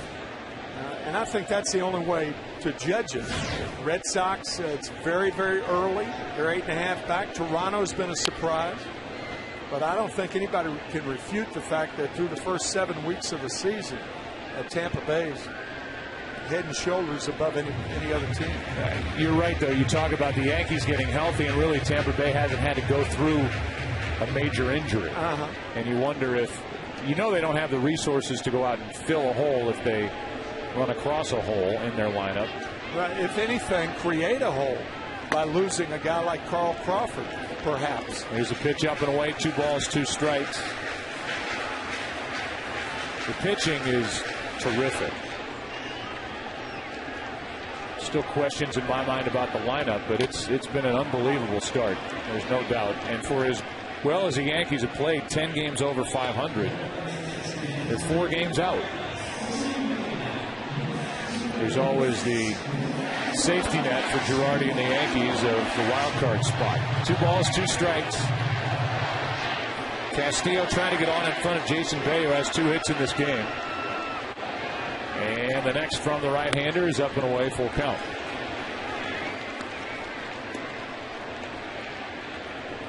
There's Bay. He started each rally with a 2-out hit. David Wright with 2 of the 3 RBIs for the Mets. It's full count now. Hughes has walked 2.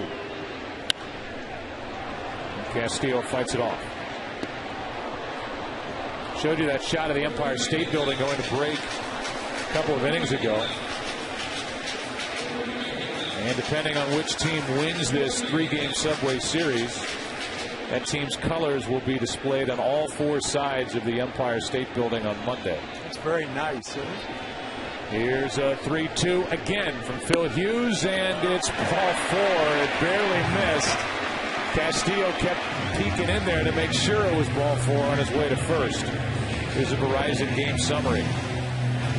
The 3rd walk handed out by Phil Hughes. There you go. David Wright, 2 for 2 with a couple of RBIs. That gets him going. The Mets hope. Pelfrey has been in charge, and the Yankees 1 through 4 hitters are 1 for 9. There's the Empire State Building on this 70-degree night. 1 on, 1 out, and a check on Castillo, who is playing with a sore foot. sore left foot that had him out of the lineup last night. According to his manager, Jerry Manuel, he said it's like he's playing with a rock in his shoe. Another check on Castillo, who has stolen 5, been caught 1 time. Phil Hughes has balked once this year, and that is very close to a balk move. It's the old Don Drysdale move where you lean on that left leg ever so slightly and then turn toward first base. Very quick feet for a big man. Bay has his 3rd hit of the night. Castillo will turn and go. The throw by Gardner's too late. And it's 1st and 3rd with 1 out for the Mets here in the 5th. Well, that is excellent base running on the part of Luis Castillo with 1 out, knowing the outs. And for Jason Bay, his 3rd straight hit. That's a cut fastball over the heart of the plate. Castillo, knowing obviously how many outs there are, taking a chance, and it worked. Castillo has to take his shoe off. He's hurt, but nobody from the training staff is going out to check him. That rock in his shoe just got bigger. I don't know why nobody's going to check on him. He's down on a knee now, and he's really limping.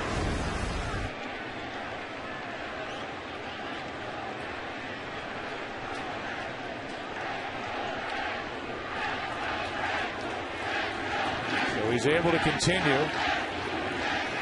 And now meeting on the mound. And Ken Rosenthal, I know you had a conversation with Jason Bay about his stroke and how he thinks things are starting to come together. He does, Joe. He said yesterday when we talked that he felt that his swing was starting to come together, that April was a blur. He was trying to find it. But over the last 2 weeks now, he has hit over 400. Still stuck on the 1 home run. But this guy is notoriously streaky. Even last year, 36 homers, 119 RBIs. But in June and July, he batted only .213. Well, he's 3 for 3 tonight. Chan-Ho Park gets loose for the Yankees in their pen, and Ike Davis reaches for it and fouls it back, strike 1. Opportunity here for the Mets to add to a 3-0 lead, and it falls on the shoulders of the big rookie Ike Davis. 3, 4, 5 hitters tonight for the Mets. 5 for 5 with 2 walks, 2 RBIs, and 3 runs scored. Here's the 0-1. 91-mile-an-hour fastball, strike 2. When you think about Jason Bay, I mean, he has gone in 1 year, a very quick offseason. He's gone from the green monster to the black monster here in New York. It's a monster of a different color, that's for sure. And it takes a lot to ride one out of this park. Yeah. Here's the 0-2. And Davis chased it, strikes out, and a big strikeout for Phil Hughes, number 5 on the night. You can see Cervelli standing up. And Hughes hits the mitt. That was pitch number 87 on the night, and an important one. Now it takes another hit from David Wright, 1st and 3rd, 2 out. Wright with an RBI single in the 1st, did it again in the 3rd, and both at bats he went back up the middle.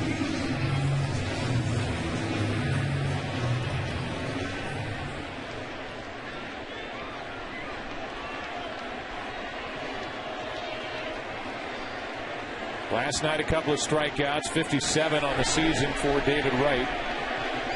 Grounded out to end the game against Mariano Rivera. Breaking ball for a strike. Wright didn't like the call.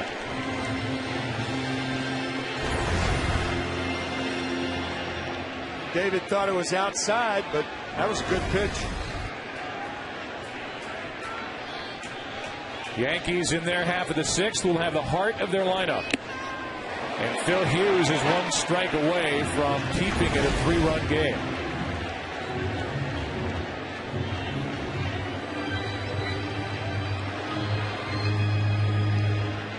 First time up, David Wright with a single through the middle with 2 strikes. He had 1 strike on him his 2nd time up.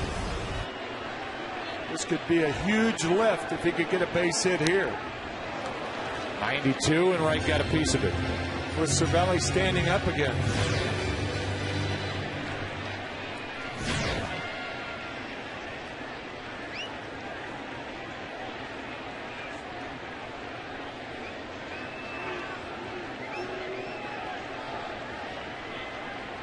Ike Davis struck out.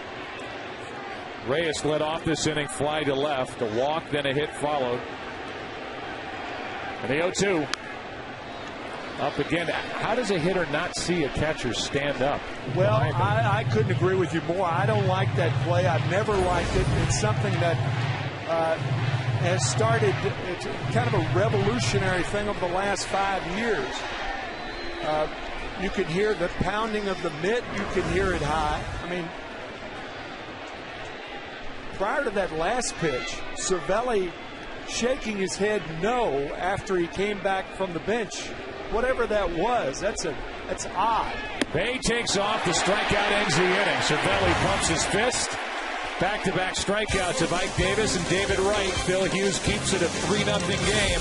Part of the order coming up for the Yankees in the 6th.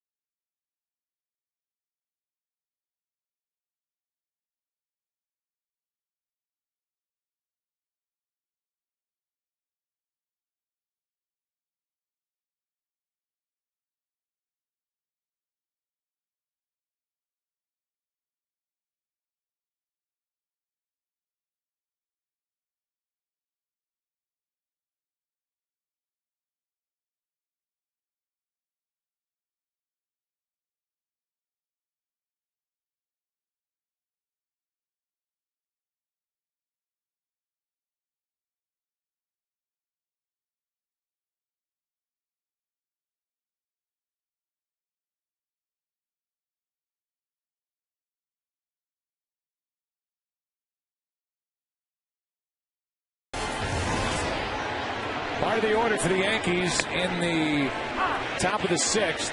Big inning here for Pelfrey, who has struck out 3, allowed no runs on 3 hits. He has been in charge. Shift on in the infield as Teixeira takes strike 2.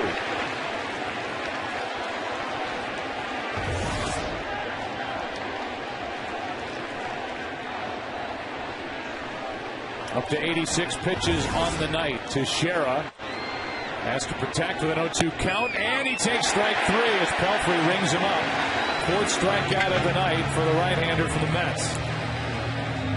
Well, we are thrilled to have with us Alex Cora, who's kind enough to join us from the dugout. I bet the mood down there is a little lighter than it has been the past few weeks, with you guys up 3-0 on the Yankees. Well, Joe, you know how it is. Everything starts with pitching, and Pelfrey's doing a great job for us. And whenever you got your starter doing what he's doing, you know, the mood is a little bit lighter. And you guys are bombarded with questions about what's wrong and about what's going on with your team. Here's Rodriguez with 1 out, nobody on, and Pelfrey gets one by him.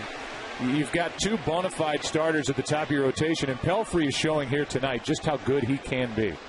Yeah, he's been doing a great job for us the whole season. I think he's becoming more consistent. He has a secondary pitch now with that split finger, and like we always know, his fastball is up there with the best of them, and he's pounded the strike zone. Last year it was a struggle for him, but instead of looking at it as a negative, he took it as a step, as a learning process, and he's doing a great job for us. Alex, you've been in the game for a long time and realize that confidence may be the biggest word in the game after talent. It is. Last year he struggled a lot. He was having a lot of confidence issues. His mechanics were a little bit off, but in spring training, you could tell that he took that step forward. He was building. He was getting better in spring training, and his last outing in spring, it was against the Rays in Tampa. He did a great job for us, and it seems like he just took off. Is this ballpark in the minds of your hitters as much as the media makes it out to be, with guys like Wright and Bay and others trying to get it out of here? Obviously, it's not on my mind. I can care less. I'm just gonna hit my singles to left and take my walks. But it's something that we're used to, and as you can see in our record, we're playing good baseball here at home. There's some balls obviously that the big guys, they hit, and obviously they get frustrated, but they don't live and die with that. We put in good at bats. We're getting better, and we're playing good at home. Here's another strikeout. So Pelfrey has to deal with Teixeira. Rodriguez strikes out Rodriguez for the second time in this game. And there's the pitch that got him.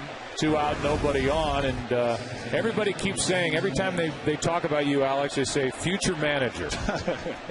How about your current manager and what he's going through right now? That's got to make you think twice about wanting to do this job. I was thinking twice since I got into the league. It's not an easy job, but Jerry's doing a good job. He's trying to keep everybody loose. Everybody positive.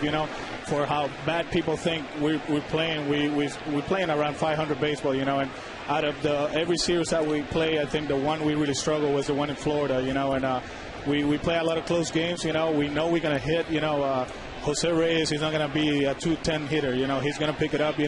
Obviously Jason Bay is going to hit home runs, and I think we're going to be in good shape. Here's another strike on Cano, and your right-hander, Mike Pelfrey's got a shot to strike out the side here against the heart of the order in the 6th inning, up 3-0. It's got to be odd, though, to get the questions and to believe, if you do, that this series, and then you've got the Phillies coming in at the beginning of the week, this could make or break the season as we're playing in the month of May. I don't think it's a make or break week for us. Like we always talk about, and I think every winning ball club talks about, you just got to win series. And, we need to win this game to have a shot tomorrow and then enjoy the off day and then take up the Phillies. But we can't be thinking ahead of time. We got to concentrate here the next 3 or 4 innings, and do our jobs and try to win this game so we can win the series. I thought we were going to lose our interview with you because Castillo was limping after he got to third base a moment ago. Nah, he's fine. We know Louis, he battles. Now. But he's okay. Look at him. He looks great, yeah. Cano might hit a ground ball here in the hole, and he might dive for it, throw to first, and, he'll be fine. I'm not worried about that. You may have to renegotiate. No, you get a lot more playing time than you ever expected. I got to call my agent. I know there were a lot of critics out there with my contract, but I got to call my agent for that one. Well, if Castillo does that, you'll be in the booth next year. I think I can still play a little bit of baseball. No, I was only kidding. No, I know, Tim. I would love to be with you guys, but you know what?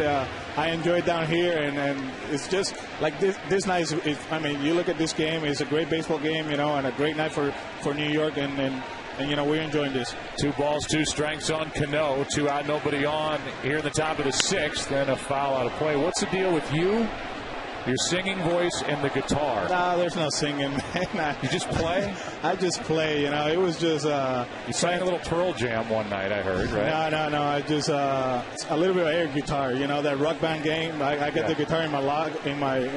And I took advantage of it. But it's not hooked up to anything? No, not at all. Trust me, I'm horrible. Here's another foul by Robinson Cano. So you're playing an unattached Guitar Hero guitar. You're trying to keep it light, and that can be your role on a ball club, is to try and lighten the mood around the clubhouse. Just try to be, keep everybody loose and help the young kids out, like Ike Davis and and Jose Reyes. You know, we got a lot of veteran guys here like Fernando Tatis, Henry Blanco that, you know, they were brought in here to help this team win ball games. Here's a base hit up the middle by Robinson Cano, and the 6th inning continues for the Yankees. Base hit by Cano, and I know you appreciate how good that guy is for the Yankees, Robinson Cano, and it seems like he's just scratching the surface, Alex. He might be one of the better players in the game before too long. He's becoming, he reminds me a lot of Robbie Alomar with more power. You know, it seems like the game comes for him so easy. You know, he moves at second very smooth, you know, and, you know, a few years ago, I think he had some issues with Joe over there, you know, and Joe benched him, you know, and I think that was the best thing that happened to Robbie.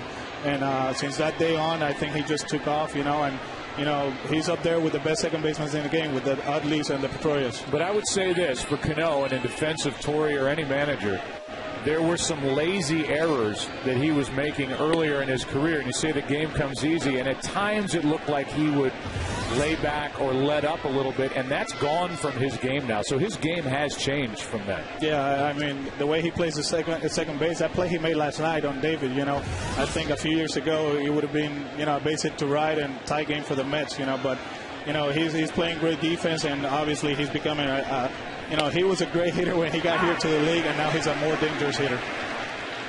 There's a strike over the outside corner. 1 ball, 1 strike. Nick Swisher at the plate had a base hit. The end of a long at bat his last time up. Alex Cora from the dugout is nice enough to join us while his team is on top 3-0 as we play in the 6th inning, trying to even this Subway Series at a game apiece. And Pelfrey on 1-1 misses outside. 2 balls and a strike. I don't want the inning to end because we have to get to break really quickly in these games, Alex, without us getting a chance to say thank you for doing this from the dugout. And I notice you've put yourself away from all of your teammates so that they can't give you any trouble while you do this on national television. I know Henry Blanco's in the clubhouse right now laughing at me. He's making fun of me. But look at that. I mean, you got a trainer down there. Here's a shot into the corner, and it is a fair ball off the bat of Swisher. Robinson Cano will be held at third. It's a double, and second and third with 2 out here in the 6th. Alex, we're going to let you concentrate on. I got to get ready. I might have to pinch hit. Okay.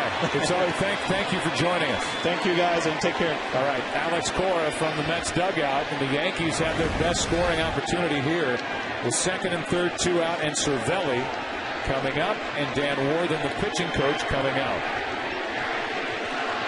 That ball about a foot fair down the right field line, and with the Yankees trailing 3-0, there is no way Robbie Thompson, the third base coach, could send the runner.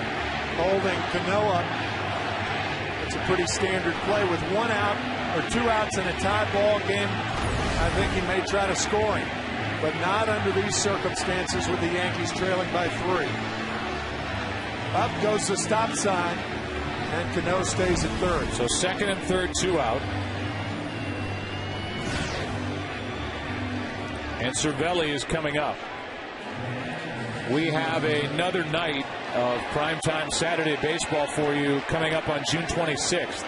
Tim and I will be in L.A. for the Yankees and the Dodgers. Also the Red Sox at the Giants. And that crosstown rivalry of the Cubs and the White Sox. 7 Eastern, June 26th. And don't forget the All-Star game on July 13th. So be pitch number 105 from Pelfrey to Cervelli, who's been very good in these situations for the Yankees. Strike 1. Cervelli is hitting .667 with runners in scoring position and 2 out this season. Base hit could make it a 1-run game. Nobody is up for the Mets in their bullpen. The 0-1. Broken bat. Knocked down by Pelfrey. That's going to score a run. In to score is Cano, and it's 3-1 as Cervelli gets an infield hit. I think Pelfrey made a mistake trying to get in front of the ball. He could backhand that ball, and it wouldn't look as awkward. Remember, as we've said, he's 6'7". I think the ball hit his shoe. I'm not too sure it hit the glove. So he laid leather on it, but it was the wrong leather. It is a base hit, and it is an RBI for Cervelli. You want the glove involved, not your shoe. So Pelfrey literally kicked the ball. Cano scores easily. Swisher goes to third, and Cervelli has yet another hit with 2 outs and runners in scoring position. Randy Wynn had an infield hit his last time up when he bounced one up the middle, and Pelfrey went up to knock it down. First and third, Randy Wynn takes the ball down and away. Cervelli is now 7 for 10 this season with 2 out and runners in scoring position, and now the Mets bullpen gets busy.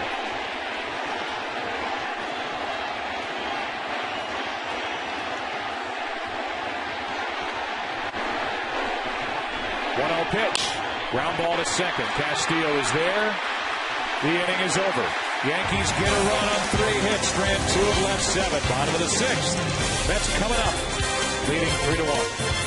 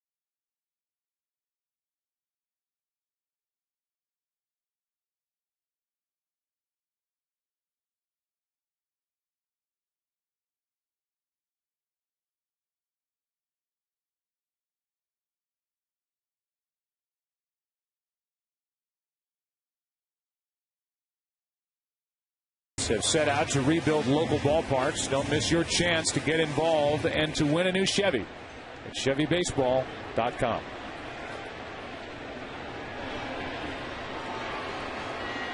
Up above, aerial coverage provided tonight by DirecTV. The only way to watch every MLB game in HD. Call 1-800-DirecTV. Trying to bunt his way on was Pagan, and it's foul. Strike 1. Pagan, Barajas, and Francoeur. If anybody gets on, I would guess a pinch hitter. You'd have to think Pelfrey is at the end of his night. And if that is the case, he was terrific. Maybe he goes back out there, but his pitch count, he's getting up near 110. The bullpen for the Mets has been one of the bright spots. They've been busy. They've worked a lot of innings, but they have a combined ERA down there of 3.12, 4th best in baseball. Jerry Manuel may have to dip into that bullpen here in a moment. Foul back, strike 2.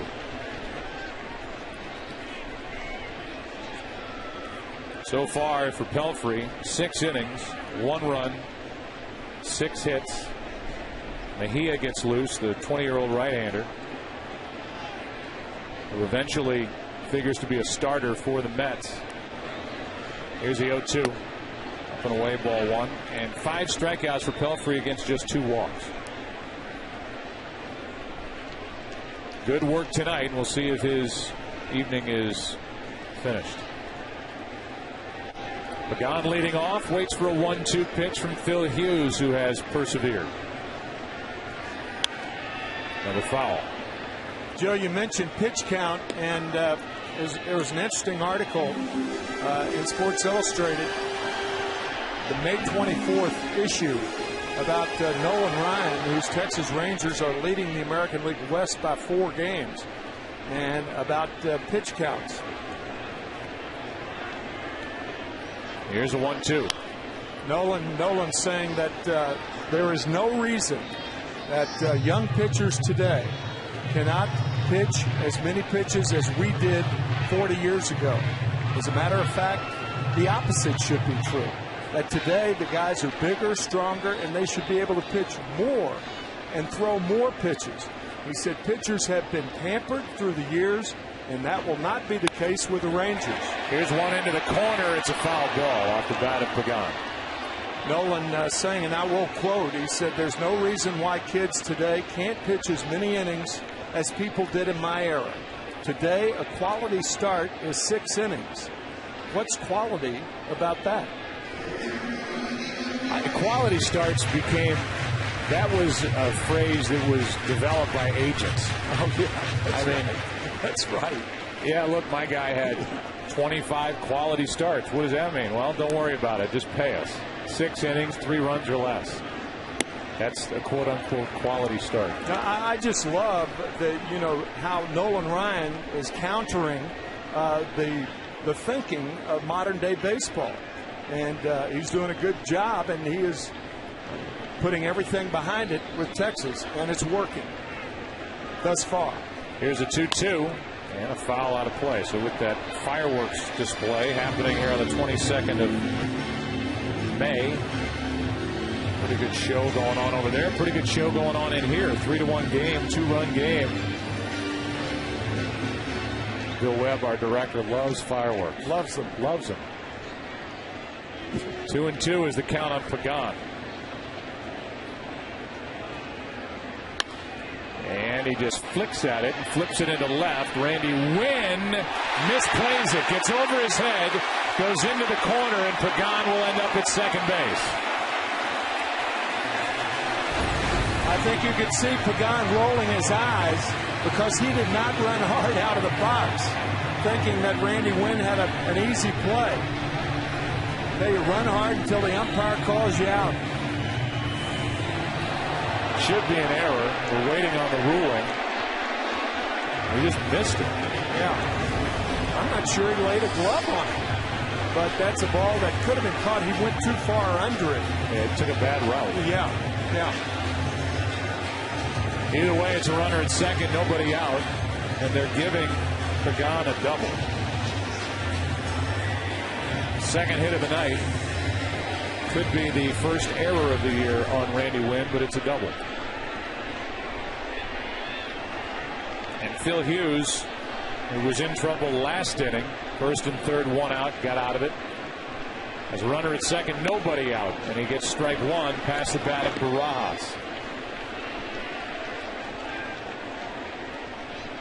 You talk about pitch counts, and there are organizations who almost use it as a stepladder approach, where pitchers can't go more than 30 innings than they went the year before as they develop at the big league level. Here's a ground ball, diving stop by Teixeira for the first out of the inning. He took a hit and probably an RBI away from Barajas, who moves the runner over. I've never seen a right-handed throwing first baseman with the range Mark Teixeira has.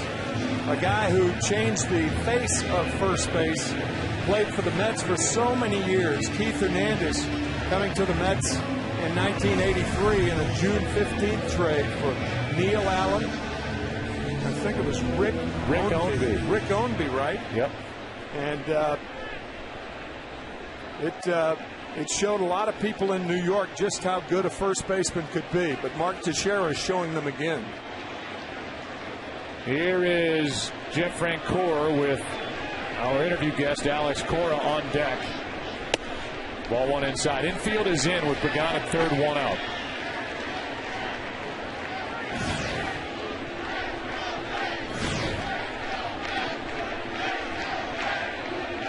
Leadoff double. A ball misplayed down the left field line by Wynn. The ground out. Move Pagan to third, and now the 1-0. 2-0. Boone Logan was the left-hander getting loose, and Chandler Park is up for the second time for the Yankees in their bullpen.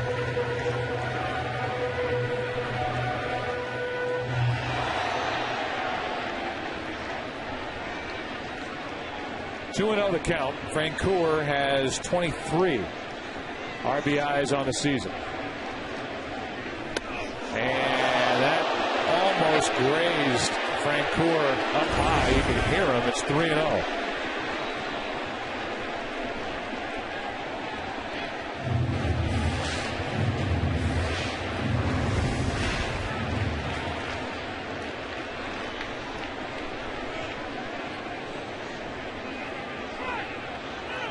Time called at the plate by Cervelli.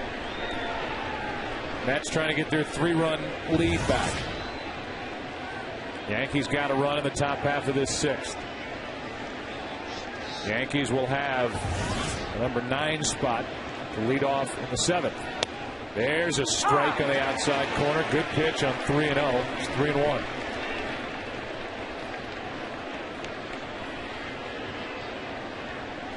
Mejia appears destined for action here tonight. Pagan at third, 1 out. 3-1 pitch from Phil Hughes. Good rip. It's a full count.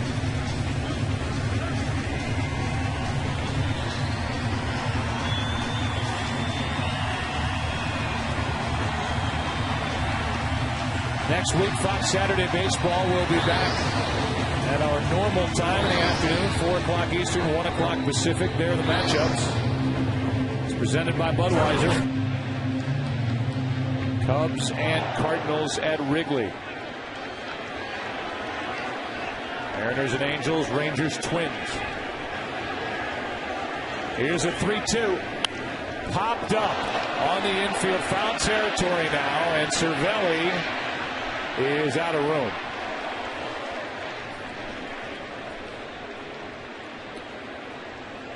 And the count stays full. Francoeur got under that one and sure feels fortunate that he's still at the plate. Well, more than any other hitter in baseball, a pitcher can go out of a strike zone to get Jeff Francoeur. Francoeur, one of the freest of swingers, has walked only 11 times in 156 plate appearances. 3-2. Another foul. And again, it's out of play. It's interesting, on contact, Pagan was running from third base.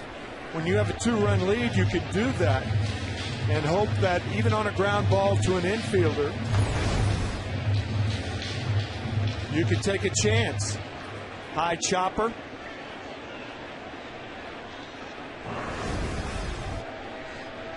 Looks to me like he's going on contact. 3-2 pitch and a strikeout for Phil Hughes. A big one. Cervelli very animated behind the plate. Pumps his fist, points out at Phil Hughes, and that's strikeout number 7. He just blows the fastball right by Francoeur, right on the corner. I thought you had an interesting question for Joe Girardi before the game when you asked, what is Francisco Cervelli going to be like in 2013? Well, I said, have you noticed any change in Cervelli? Because he was more of a part-timer with a healthy Jorge Posada. And Joe Girardi told us early in the year, first Saturday when we were in Tampa, he's got a lot of bounce back there. I said, does he still have the bounce? He said, oh, he'll have the bounce for a while. I said, how about 2013? He may not have the bounce then. I can guarantee you there's less bounce the more you catch. Here's Alex Cora, now a member of our broadcast team here at Citi Field, and we'll see if he can get a base hit or if Phil Hughes can get him to end the 6th. The big strikeout of Francoeur coming back from a 3-0 count. Strike 1. Reggie Jackson is in the dugout. here at Citi Field.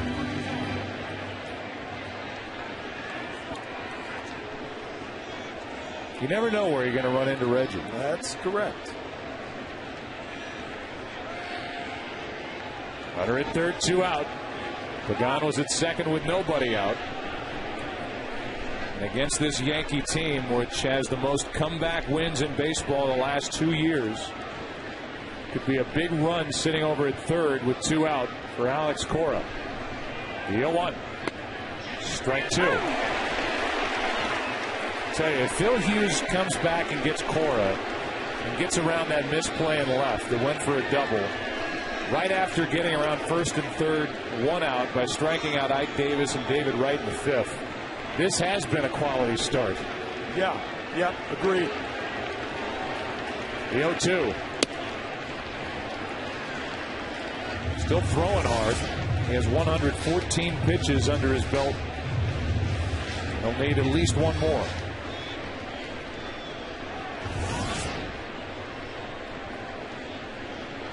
Logan and Chan Hill Park now just watching. It's between Phil Hughes and Alex Cora.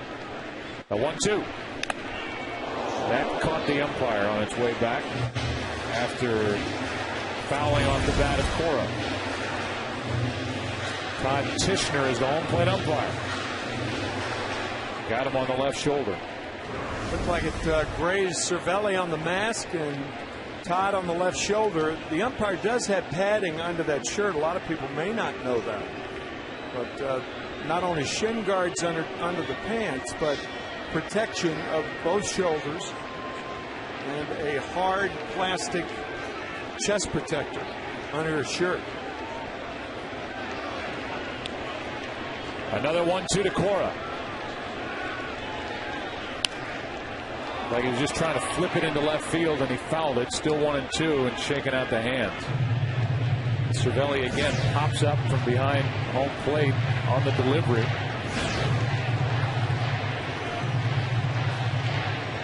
Count remains 1-2. Enthusiasm is not Francisco's short suit.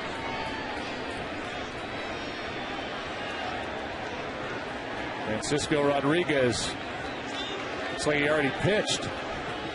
That warms up his shoulder before he goes out there. 1-2. Cora grounds it right side, base hit, and the Mets have their 3-run lead back. It's 4-1 here in the 6th.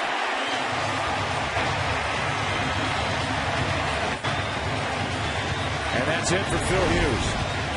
I think Joe Girardi's going to make a double switch with the pitcher Phil Hughes drew up first in the 7th inning. Goes to the umpire, and he will do just that. Hughes upset. He's out in the 6th with the Mets leading 4-1.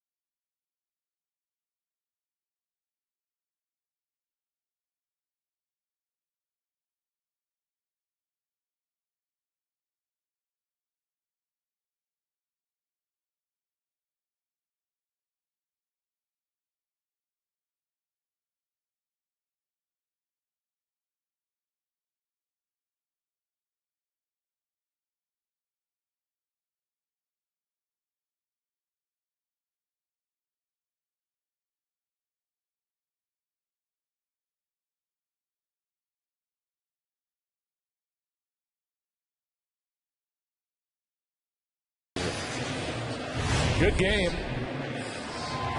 A big base hit by Alex Cora. Double switch Kevin Russo, who was the hero last night for the Yankees, takes over in left. He will bat ninth. Batting eighth and pitching is Chan-Ho Park, who missed a little over a month with a strained hamstring. Cora is on. 2 out. And the batter is Jose Reyes. Strike one from Park. Most recently with the Philadelphia Phillies, but made his name really in the big leagues with the Dodgers.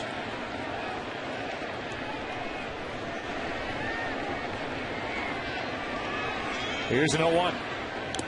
Strike two. For those of you who may not know what a double switch is, it's used only in the National League where the pitcher hits. It's the rarest of circumstances when it would be used in the American League, if ever.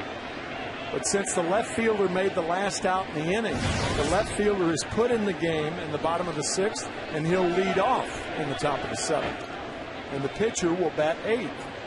So you protect your bullpen, and you get a guy who would normally be a pinch hitter to lead off an inning. 0-2 is the count on Jose Reyes. His average is down to 207. So again, if you don't have Beltran, Reyes is hitting 200. Bay has 1 home run. Good night tonight for David Wright, but all the strikeouts. Rotation ineffective and injured. That's the state of the Mets. I think you brought up the point earlier in the game about Reyes and the fly balls. And Reyes does not have the type power. 19 home runs was his high, but he's not a power hitter. And usually balls in the air, particularly in this ballpark, are going to be outs. He's not gone deep this season. No. 3 flyouts, 1 to third, right, and left tonight.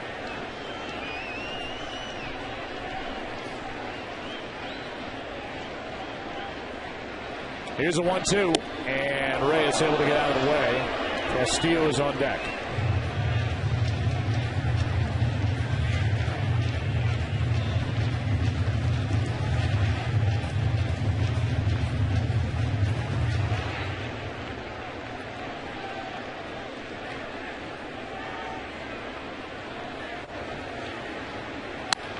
Base hit right field. A line drive off the bat of Reyes. Cora will stop at second. And it's 2 on, 2 out.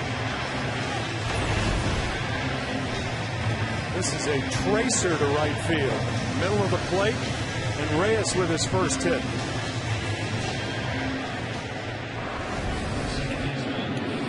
So Reyes, usually first hits bring smiles. And it did onto the face of Jose Reyes. And now Luis Castillo will have a 2-out RBI chance.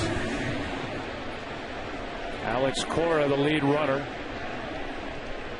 Great speed behind him with Reyes. And a ground ball right at Teixeira. That'll do it for the Mets. They get a run. Alex Cora dropped the headset. Picked up the bat. Got a pinch hit.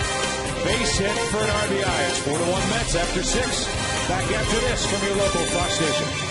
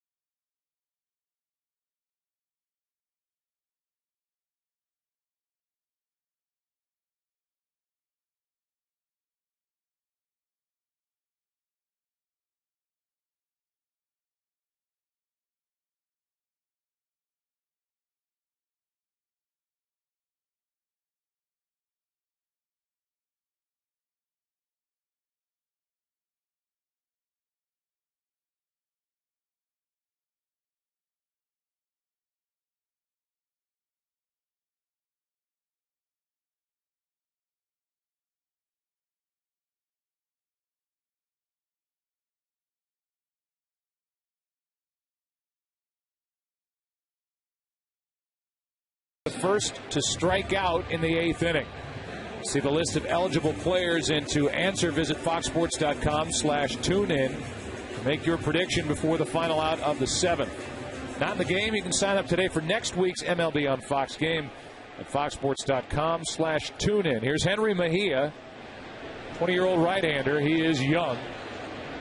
He's got electric stuff. And the question is, as he rings up the radar gun at 96, is he going to stay with the Mets in their bullpen?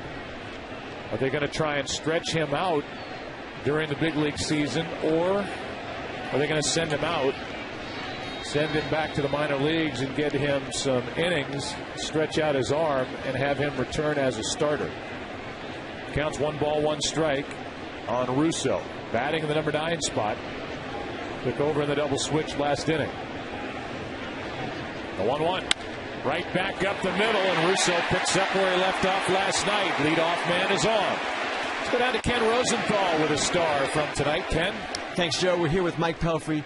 Mike, seemed like you were very aggressive tonight. A lot of first pitch strikes.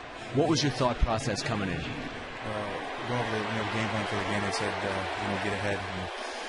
So when you get ahead early in the count, it kind of changes, the team's mindset out there. So I did that, and luckily I was throwing the split for strikes, and I thought it was very good tonight. Now, final inning, you nearly get out of it without a run. Tell me what happened on the ball Cervelli hit. Well, I felt pretty unathletic out there. The ball hit my glove and then hit my shoe. So that was the second time tonight. So I obviously felt pretty unathletic not being able to get to that ball. David Wright, Jason Bay, both have struggled pretty much all season, both having big nights. From your perspective, how gratifying is it to see these guys finally doing that? It's huge, and those are the type of players that when they get going, they can carry us. So, hopefully this is just the beginning of things to come for them. Mike, thank you very much. Joe, back to you. All right, and our thanks to Mike Pelfrey and to the Mets for allowing us to interview Alex Cora and Mike Pelfrey during the course of this game. Jay Horowitz is the head of their PR and is one of the best ever at that position. And the top of the 7th, the leadoff base hit up the middle by Russo. Jeter is at the plate, and Henry Mejia brings home a 1-1. It's high.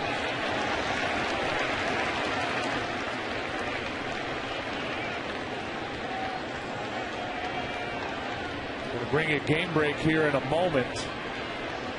Boston's leading at Philadelphia 5-0, but there's more to that story, and we'll hear it from Chris and Kevin. Here's a 2-1 pitch. That's low. 3 balls and a strike. So this bullpen for the Mets, which as I mentioned has been busy, has been effective. A 3.12 combined ERA. 4th best in baseball. It's the young right-hander, Mejia, trying to get Derek Jeter with 2,797 career hits. And he walks it. 2 on, nobody out. A DirecTV game break. Here's Chris.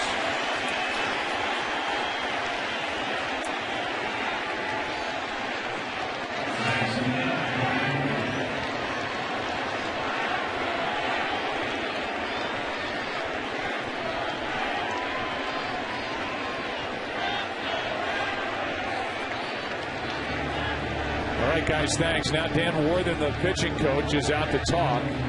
More action for the Mets in their bullpen. Oliver Perez is on the right. He's a left-hander. And Fernando Nieve is the right-hander on your left. His pitches, the last 2 didn't miss by much, but here's a 20-year-old in this situation.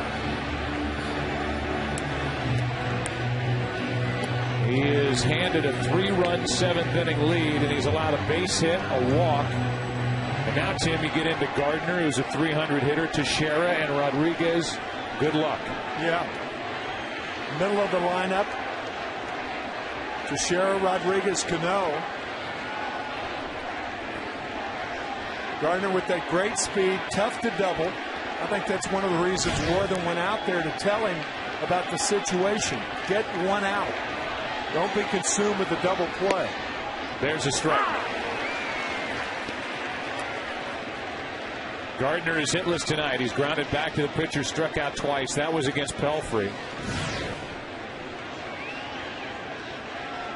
Teixeira has been a hot hitter in May. He's on deck. Gardner's been good from the start.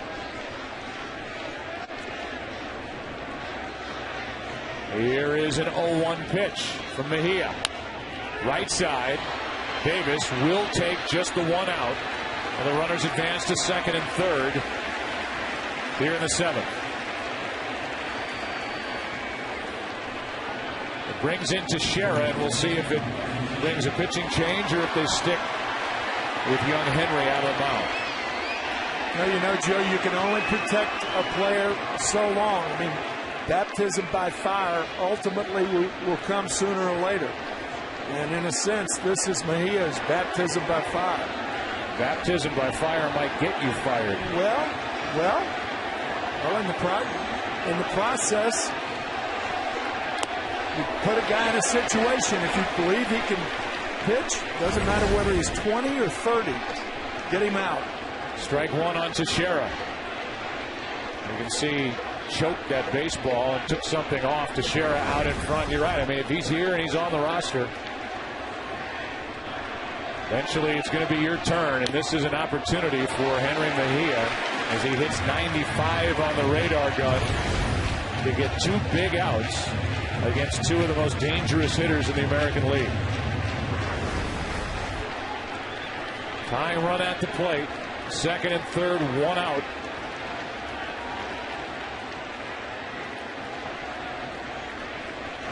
The 0-2 pitch. 96, ball one.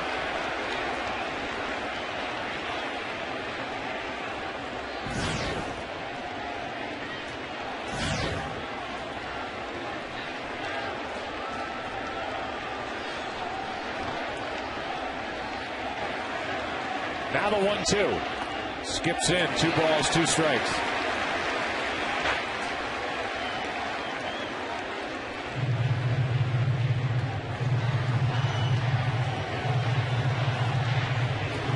Calm look on the face of Jerry Manuel, but you know his stomach is turning right now. I was thinking the same thing. Calm look, churning stomach.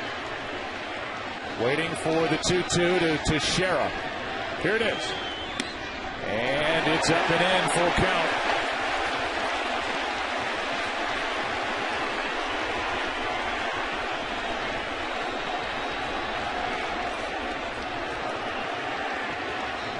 First base is open. Alex Rodriguez on deck.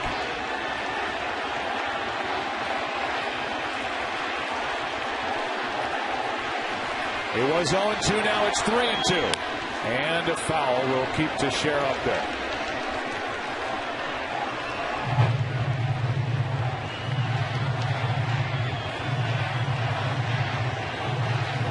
Last time the Phillies were no-hit, April 16th, 1978, by the Cardinals' right-hander Bob Forsch.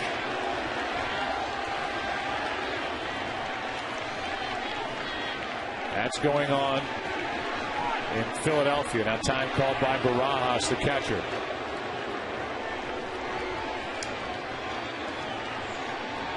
Three balls, 2 strikes, second and third, 1 out. Tying run at the plate, Teixeira. He has 7 home runs. And a strikeout for Mejia as he gets Teixeira 2 out.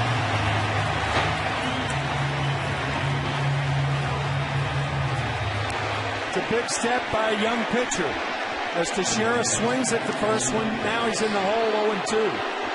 Splitter misses, splitter misses. Just inside, fouled off, gotcha.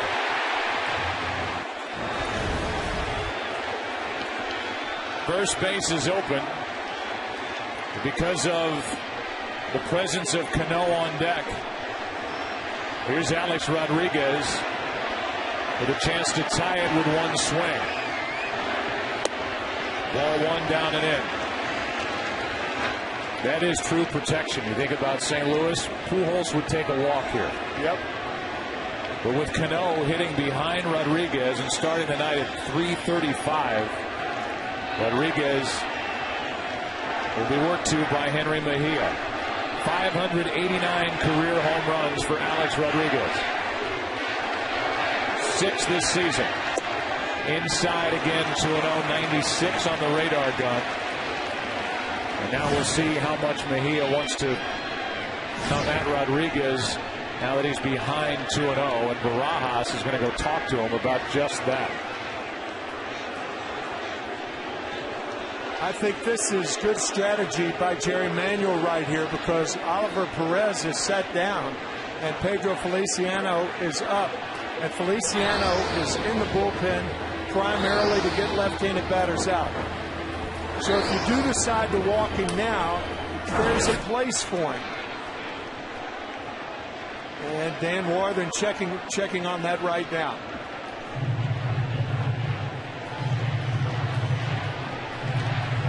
So with Feliciano hurrying to get ready for Cano, I would imagine they're going to be careful with Rodriguez with a count 2-0. Well, Mejia's probably never pitched around a hitter in his life. And instead, it's a 97-mile-an-hour fastball for strike one. Yeah, he's 20 years old. He really doesn't know what that means to pitch around the guy. He's been so overwhelming in the Dominican Republic, getting guys out. He's never had to pitch around anybody. Tying run at the plate, 2 out here in the 7th. 2-1 pitch. 2-2. And Mejia's pumped up. Hit 97 on the radar gun to even the count.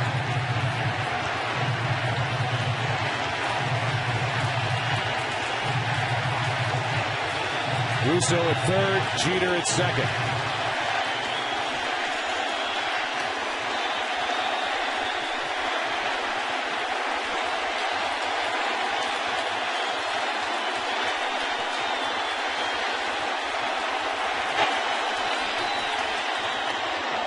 That one got away, and it's a full count.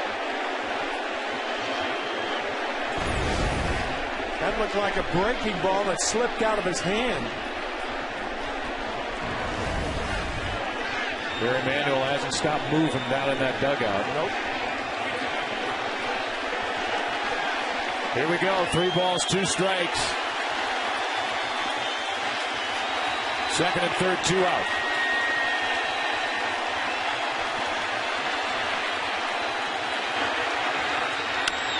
Left side, David Wright with a nice pickup to end the inning.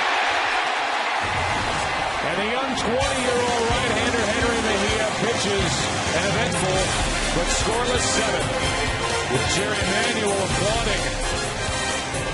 He heads to the dugout, and it's still 4-1 Mets.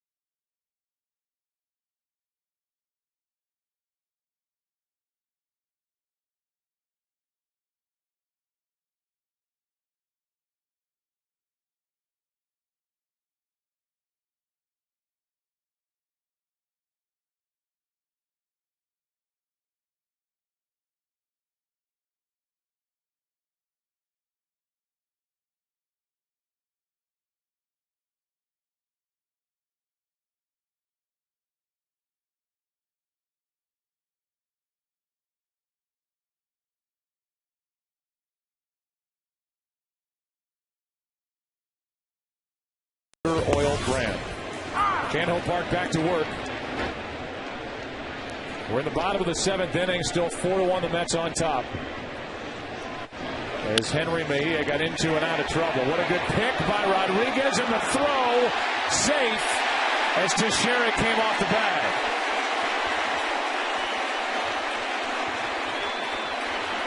What a play by Alex Rodriguez in that throw, but evidently Teixeira couldn't keep his foot on the base. 2 plays in a row by third baseman, one by David Wright, one by Alex Rodriguez.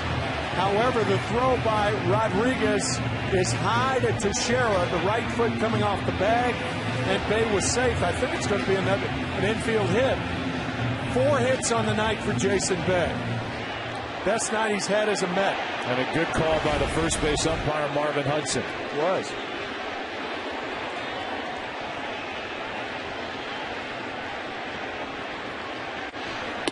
Yeah, you're right. I mean, that David Wright play, oh man, you cannot take for granted that play is easier going to be made on a short hop. It was kind of a do-or-die play, and David Wright did to win the inning. And how about Henry Mejia, who had the wherewithal to get down after he delivered the pitch? Now, for a 20-year-old to have that type of presence is pretty special. Ike Davis walked twice, scored a run, and struck out. Here's Mejia getting down.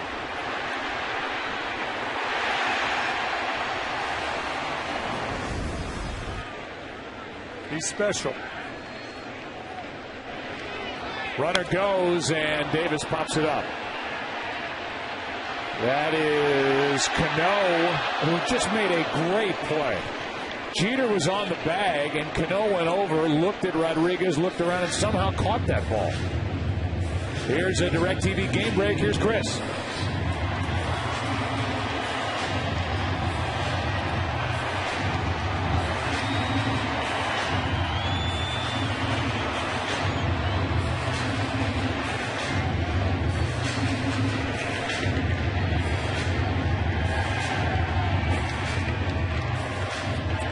Guys, thank you. And so close in the 8th, but no-hitter. And here is David Wright. He's had a good night with a bat and a good night with the glove. Strike 1. See, Robinson Cano came all the way from a second base position into the shortstop position with Jeter on at second base. And I guess he waved A-Rod off that ball or caught it by default. Wright takes the ball low. 1 ball, 1 strike from Candle Park. To appreciate how good that play was, you had to see the entire route he took to the ball. Yeah, that's right.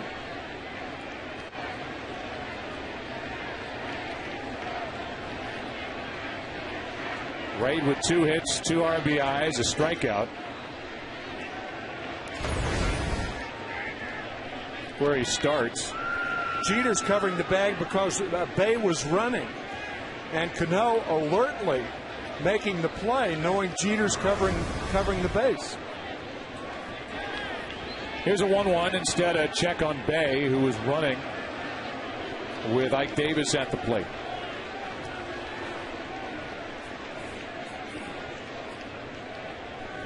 For Jason Bay, his first 4-hit game since last June with the Red Sox against Washington. Off the end of the bat, easy into right for Swisher. 2 out. Back to the bag is Bay. And Angel Pagan will be the hitter. In the 8th inning, the Yankees will have Cano, Swisher, Cervelli, and then the pitcher spot.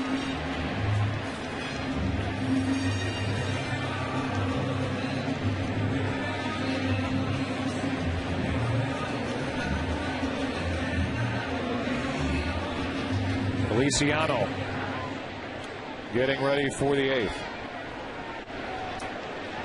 With the lefty Cano to start it, and then the switch hitter Swisher.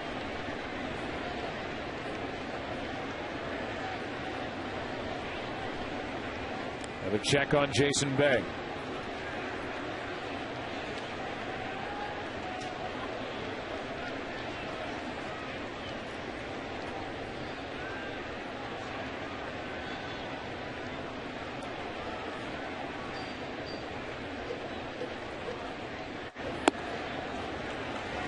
Angel Pagan is the one Met who has befriended Henry Mejia. They are very, very close. Mejia looks up to the older Pagan. And you can imagine being 20 years old, coming to New York City and starting your career right out of spring training. There's a strike on the inside corner, ball and a strike.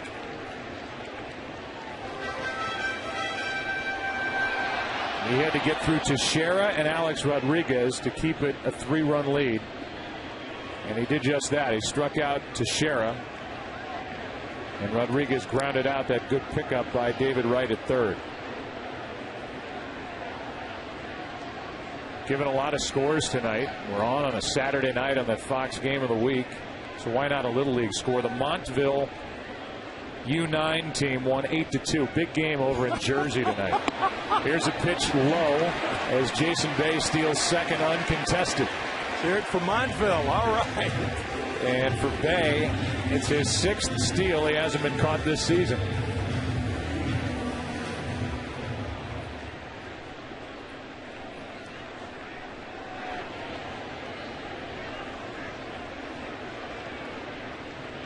Pagan looking for his 3rd hit.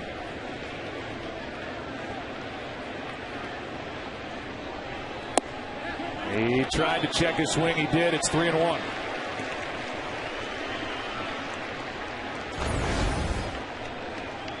It appeared that Pagan went around and went too far. That was close. So the count's 3-1. Runner at second, 2 out.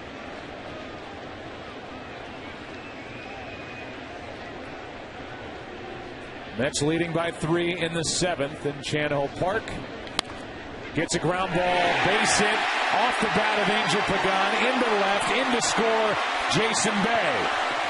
And it's the biggest lead of the night for the Mets. It's 5-1 here in the 7th. A 3-hit night for Angel Pagan.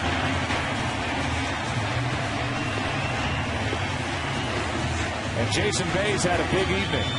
4 hits, a double included in there. He's stolen a base and now scored 3 runs. Jerry Manuel telling us and confirming before the game that Angel Pagan is the best athlete on the Mets, and that is really saying something when you consider Jose Reyes plays shortstop. But he has really put it together in the early going here. Guy who signed originally with the Mets, went to Chicago, and then came back to the Mets for cash considerations. Has done a bang-up job the last 2.5 years.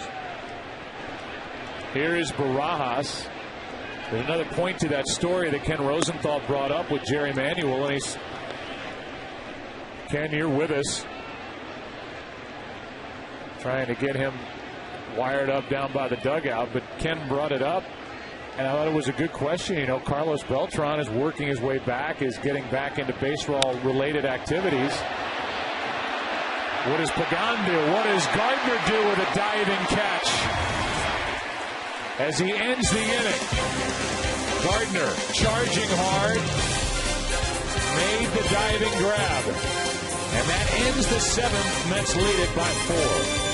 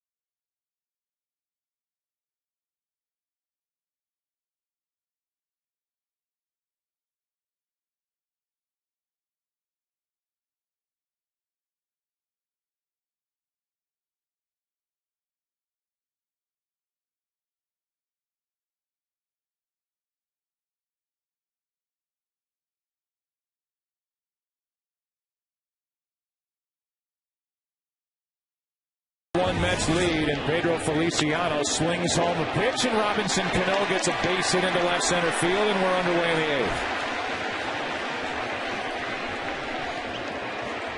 8th. Cano is 2 for his last 2 for 4 on the night.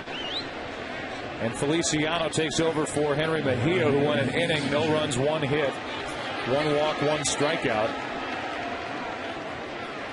There are the numbers for Feliciano as Nick Swisher digs in. Yeah, you have to really go inside the numbers with Feliciano. Left-handed batters with that hit, only 6 for 36 on the year. Feliciano, one of the toughest left-handers in baseball on left-handed hitters. Boone Logan, the left-hander, gets loose for the Yankees. Yankees trying to tighten this one here in the 8th. It's 5-1 Mets, their biggest lead of the night. First pitch, a strike to Nick Swisher.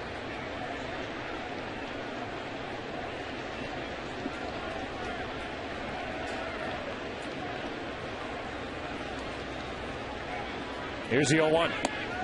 There's strike 2. That's an odd move. A hitter scratching his back with the barrel of the bat. Nick will march to the beat of his own drum for the rest of his life. That's right.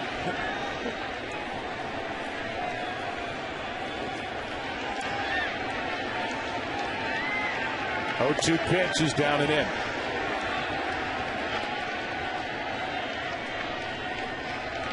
Mets at 3 games under 500. Trying to win here tonight and then take their chances tomorrow night against Sabathia behind Santana.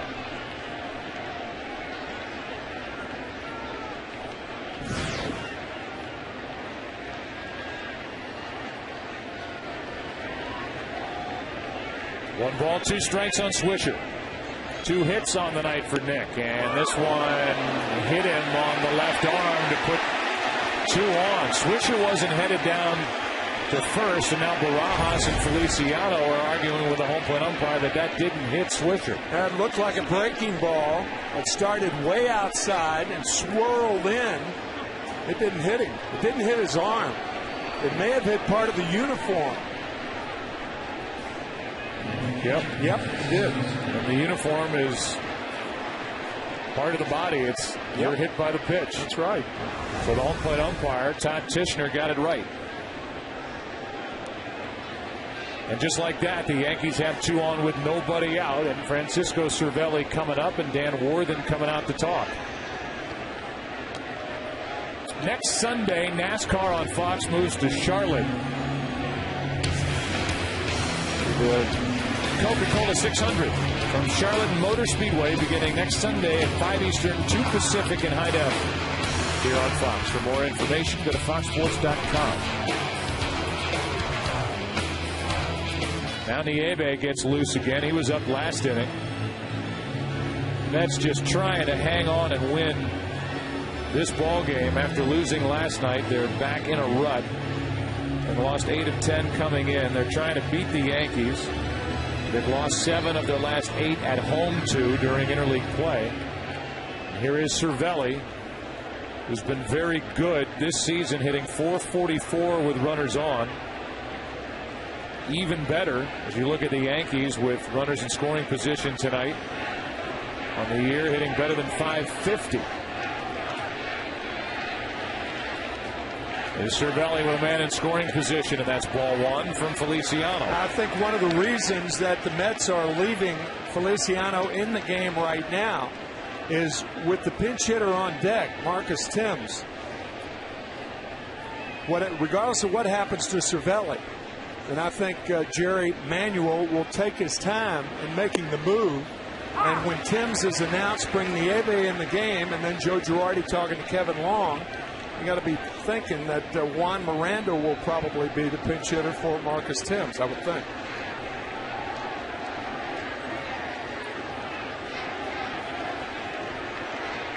Here is a 1-1. Line drive, base hit into right. They will hold Cano at third, and the bases are loaded. Another hit for Cervelli. He has been incredible. And now the bases are loaded. The tying run will come to the plate. And Marcus Thames will be the man. And on Monday night, he was the man with a game-winning home run. A-Rod had tied it with a shot off Papelbon. And Thames hit a 2-out, 2-run walk-off home run. Their first walk-off hit this season for the Yankees, who led baseball with 15 of them last year. And with Thames announced, Feliciano has loaded the bases with nobody out. And Nieve is coming in. Yankees threatening here in the 8th, down by 4.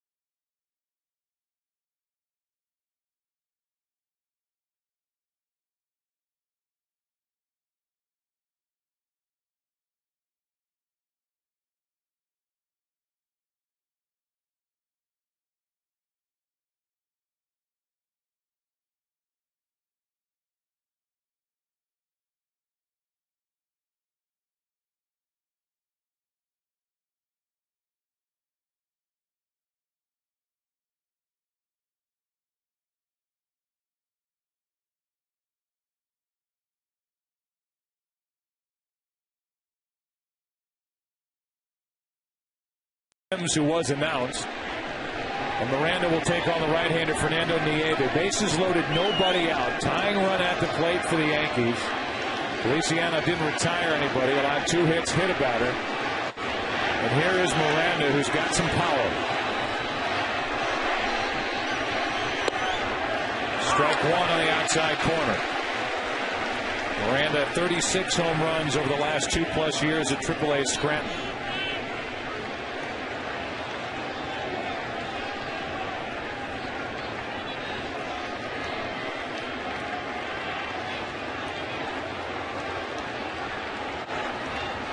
Miranda fooled on the pitch. Nieve took something off, and it's strike 2. Yeah, that looked like a splitter that dived down out of the strike zone. You could see that grip. And a good splitter right there. One problem with that pitch, Nieve ended the game with a wild pitch in Florida, a series in which the Mets lost all 4 games. On a road trip where they lost a game on a wild pitch and lost a game in Atlanta on a wild throw by David Wright. Right. A 2-6 road trip. Lost last night to the Yankees. Here's one in the dirt. Ball 1. Blocked by Barajas.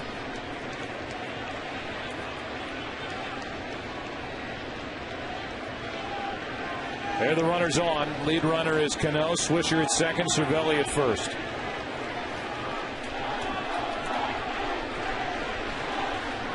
Juan Miranda.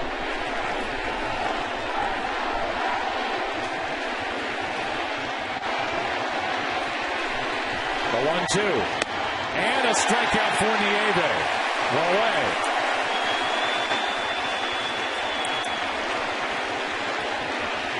Can't stress enough how the fastball appears to be so much faster after pitches like this and a pitch like that.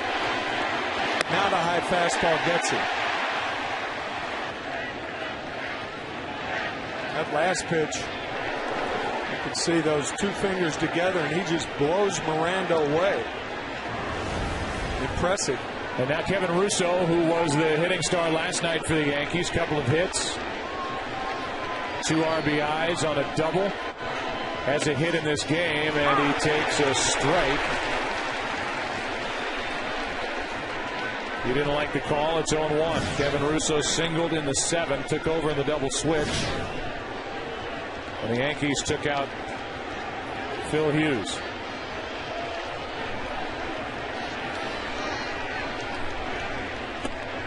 There's strike 2 over the inside corner from Nieva.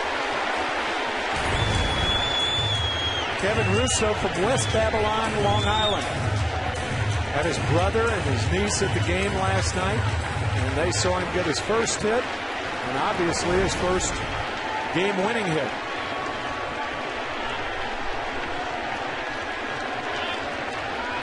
Down to 0-2. Backing out of play. Second time up this season for Kevin Russo. More of a middle infield type. He has played the outfield the last couple of nights. Bases loaded, 1 out, nothing in 2 to count. After Russo, it's Jeter.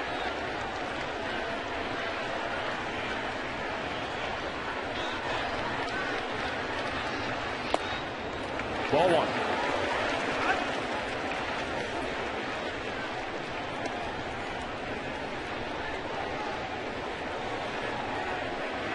Feliciano out a hit by Cano, hit Swisher, Cervelli a base hit to right. Nieve took over, struck out Miranda.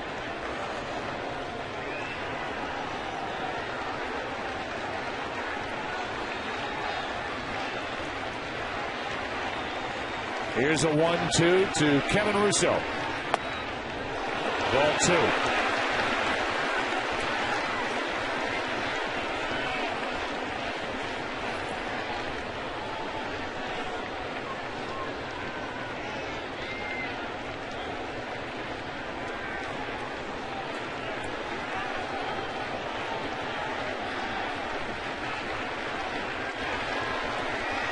Now the 2-2 pitch. Russo took it low, a full count.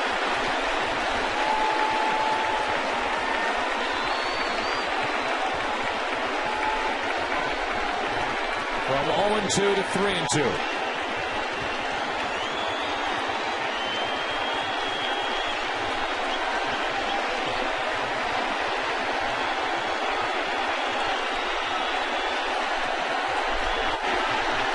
Here it is from Nieve, and it's inside to walk home a run. Cano forgot the count, and that was ball 4. He comes home, and that's going to be it for Nieve. We've seen a lot of gritty at bats tonight, and that was certainly one of the grittiest. Francisco Rodriguez is coming into this game in the 8th in a double switch.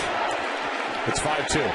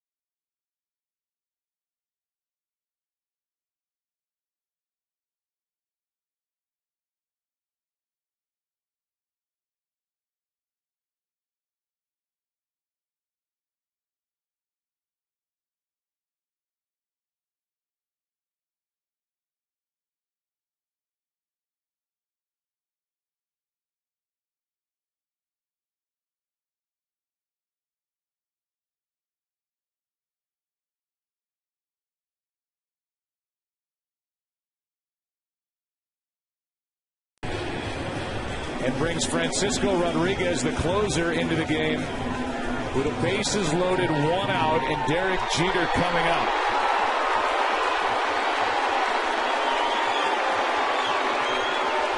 Rodriguez has 1 5-out save this season. And the Mets asking for another. The tying run is on at first. There's 1 out, and Jeter is up.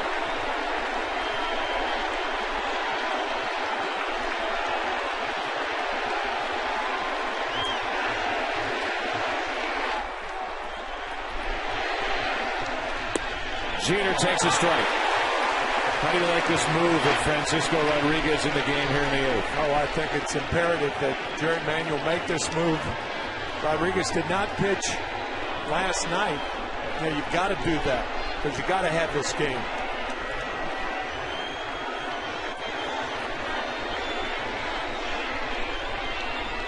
Here's the 0-1.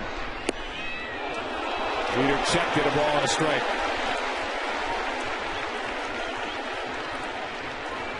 So Pagan is out of the game. That's where the pitcher will hit for the Mets in the number 6 spot.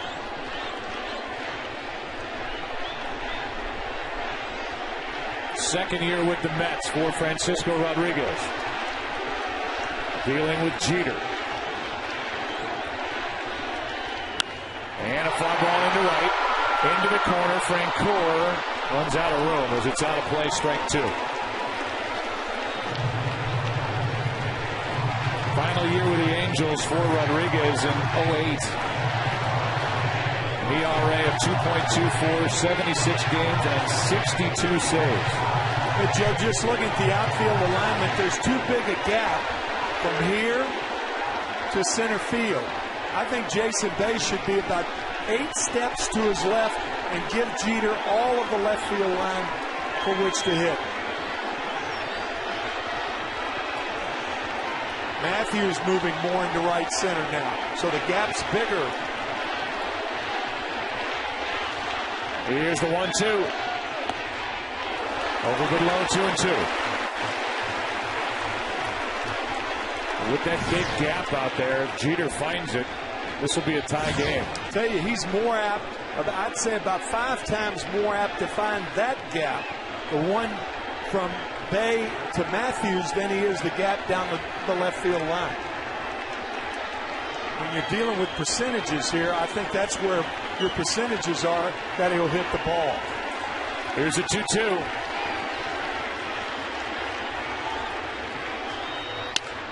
Left side, right to second for the out, and that's it. A run scores. It's 5-3. Wright had a little trouble getting it out of his glove. And with that, no chance to turn 2. I'm not too sure that ball was hit hard enough for Wright to turn 2 anyway, because Jeter had such a good jump out of the box. Usually if you're a right-handed batter and that ball's away from you, you're heading toward first when you hit the ball. Francisco Rodriguez thought he might have had the end of the inning. Yeah. Now it's first and third, 2 out.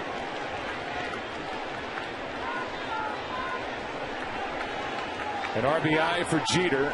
It's a 5-3 game.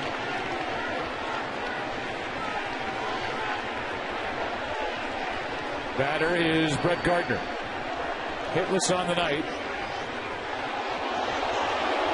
The Mets will keep an eye on Jeter at first, who's stolen 4, been caught once.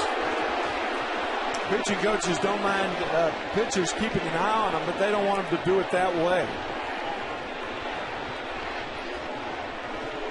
I'm going to get a guy as savvy a base runner as Derek Jeter with a move like that.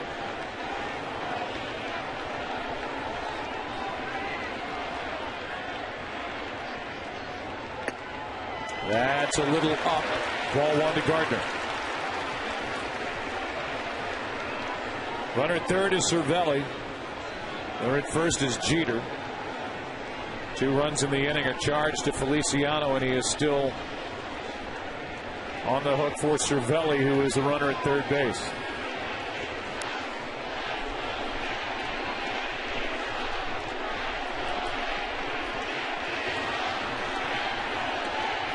1 ball, no strikes. First and third, 2 out. And a good pitch from Rodriguez, strike 1. Good breaking ball to even the count to Gardner.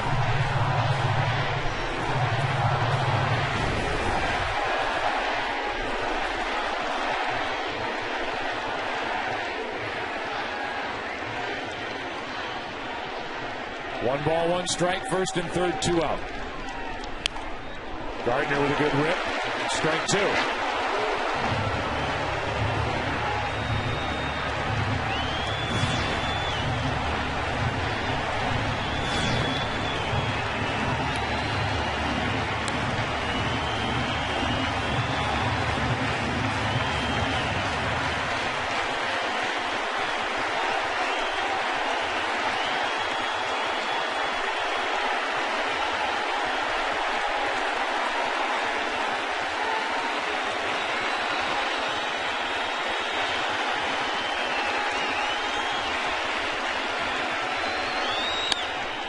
Left side, it comes up on right, gathers it and throws, and the inning is over.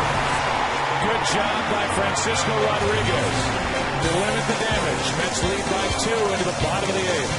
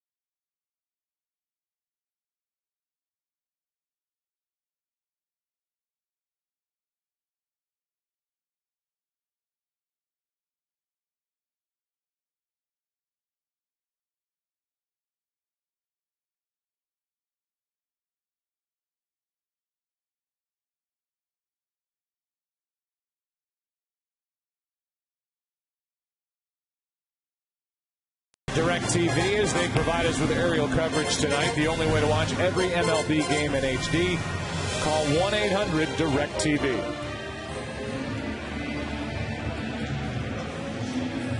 We're into the bottom of the 8th inning. It's a 5-3 game now. Sergio Mitre takes over on the mound for the Yankees. Sergio, his 8th appearance of the year. He started a couple of games for New York.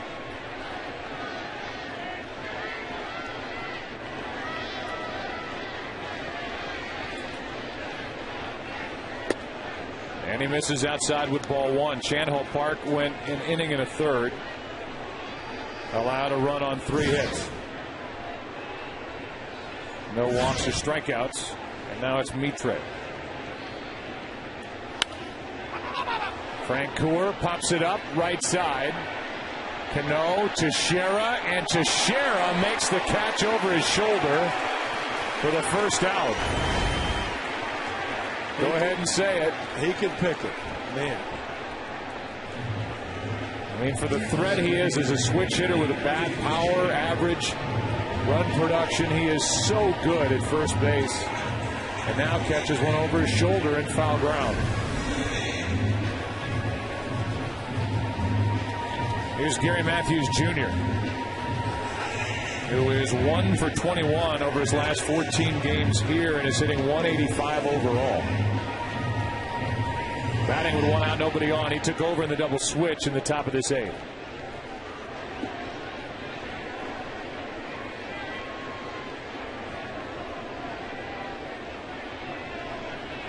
With one out, Mitre misses low. In the ninth inning,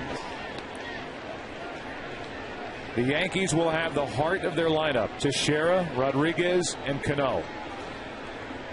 Francisco Rodriguez will be back out there. For the Yankees, it's important for Mitre to keep this a two-run game with those bats coming up. That's out of play. 1 ball, 1 strike.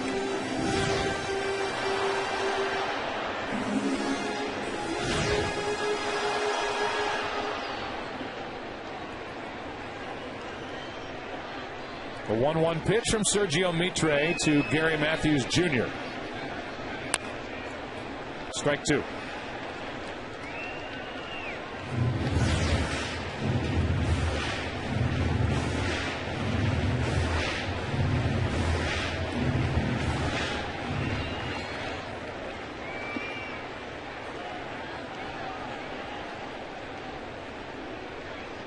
With one out, Mitre brings it, and it's inside. Ball 2, 2-2. Over the last 2 years, this is a Mets club that is 40-61 in games decided by 2 runs or less, which is the worst mark in Major League Baseball. It's a 2-run game right now. There's a final as Tampa Bay defeated Houston tonight 4-2. Matthews strikes out. 2 out here in the eighth. Jason Bay has had a big night tonight. He has 4 hits. He may get 5 hits tonight. We couldn't guarantee it. But did you know that Valvoline can guarantee your engine up to 300,000 miles? Bay has never had a 5-hit game. May not get a chance to even go after it. Valvoline is the first and only motor oil in the industry to guarantee your engine up to 300,000 miles. Tailing pitch is inside, a little low to Jose Reyes.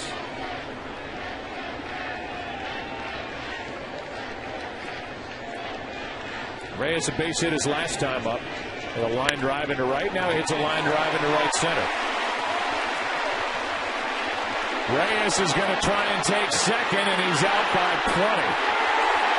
He tried to run on Gardner. Gardner just popped up and threw a strike to second, and the inning is over. Yeah, why try to stretch that into a double? He can steal the base anyway. That sends us to the ninth. Mets lead at 5-3.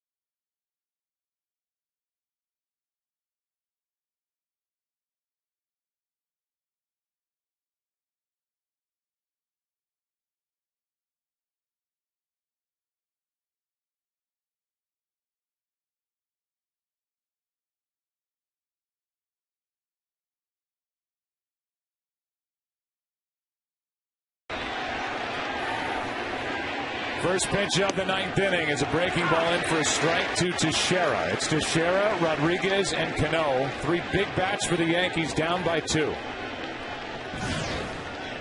Shift is on in the infield.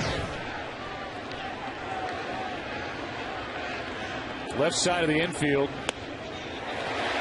is almost empty. You've got David Wright like a shortstop playing up the middle. Yankees need a base runner to have a chance here. Counts 0-2. Teixeira 0 for 3, struck out in a key at bat in the 7th. Gets a piece. That was against the rookie Henry Mejia. Mejia did a very good job of getting into and out of trouble.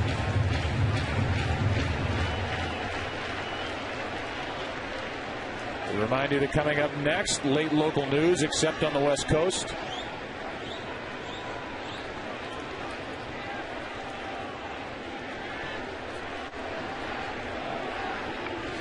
Francisco Rodriguez brings home an 0-2 and strikes out Teixeira one away. 3rd consecutive strikeout for Teixeira in this game. K-Rod gets his former teammate. They were teammates with the Angels a couple of years ago, the last 2 months of the season. Getting Teixeira a key out here in the 9th inning. Now Alex Rodriguez. As Rodriguez, Francisco Rodriguez, looks for his 7th save. Trying to save it from Mike Pelfrey, who was so good. Would go to 6-1 with a win. Phil Hughes would suffer his first loss of the season if it stays as is. Ball 1. K-Rod, the A-Rod, the Rod Barajas. It's all right there in front of us. Yep. Rodriguez came on with the bases loaded last inning. Allowed 1 inherited runner to score. That was it. Rodriguez checked his swing. It's 2-0. On deck is Cano, who's hit 9 home runs. A total that leads this Yankees team.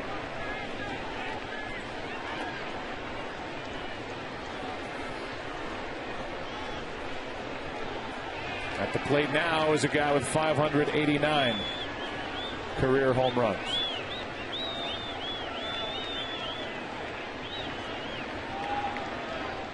Here's a 2-0. 2-1.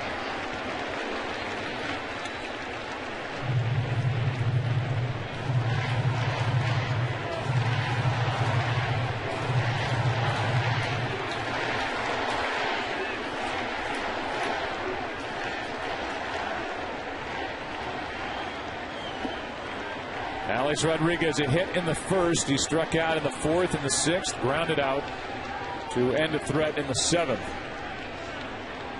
Here's a 2-1 from Francisco Rodriguez. 90-mile-an-hour fastball, strike 2. 2-run lead, a lot different from a 1-run lead in the 9th inning. He challenged Rodriguez. If you had a 1-run lead, you'd be less inclined to do so.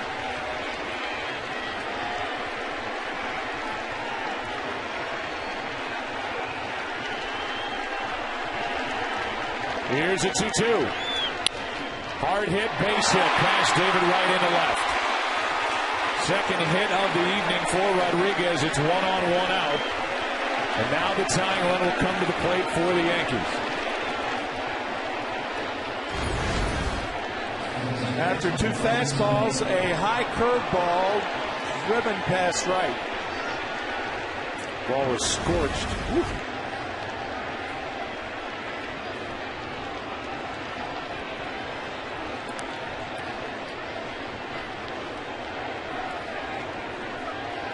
Here is Robinson Cano.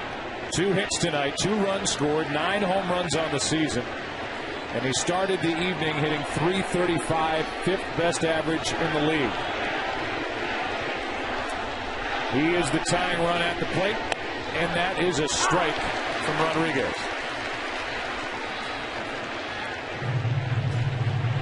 You don't see, or at least we haven't seen, Francisco Rodriguez really light up the radar gun. No. Like he used to. Broke in during the 2002 World Series. Angels against the Giants, won by the Angels. Here's the 0-1. Little squirter out in front of the plate. Francisco Rodriguez gets the out at first. And now Nick Swisher will walk to the plate. It's funny about Rodriguez. He falls over so much to the first base side that on balls hit back to the middle, he has a tough time recovering. He recovered then. Congratulations to Jose, Pardeep, and Mehdi. Winners of today's MLB on Fox Tune In to win. Visit foxsports.com/tunein to see your results. If you missed this week's game, make sure to play next week. Yankees down to their final out, but they have Nick Swisher at the plate. With 7 home runs, he's been on base 3 times tonight.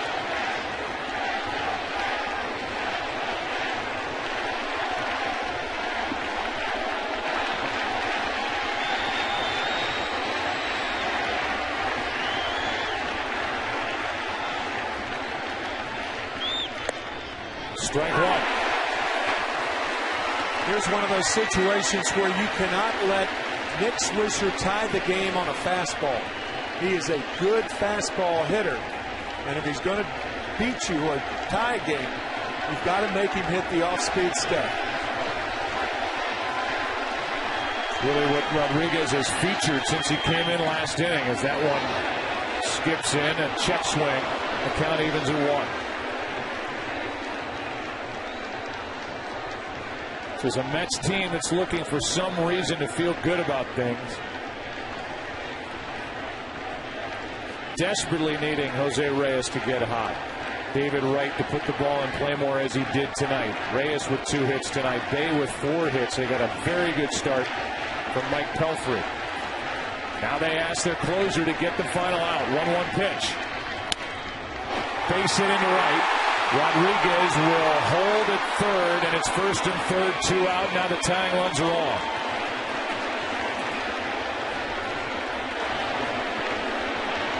I think that puts Nick Swisher over the 300 mark. He's 3 for 4 tonight. He's been on base 4 straight times. Great plate coverage, and he credits his improved hitting to Kevin Long, the hitting instructor for the Yankees. Keeping his head still. It's been still tonight. And now Cervelli has not homered this season, but he is 7 for 10 this year with 2 out and a runner in scoring position. He has that here. We're in the 9th, first and third, 2 out, tying run at first. Cervelli has proven to be a tough out. 2 hits tonight and an RBI. Ball 1.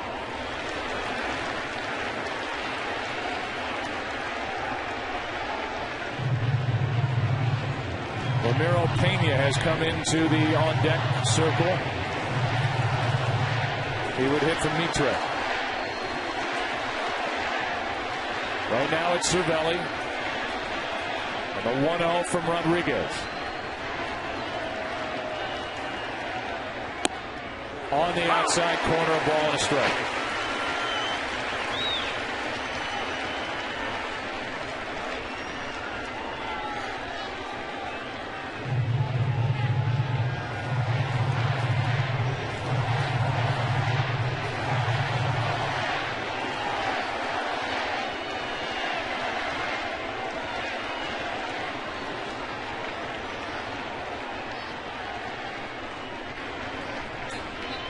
Here's the 1-1. That's high. 2 balls and a strike. Rare fastball from Francisco Rodriguez at 90.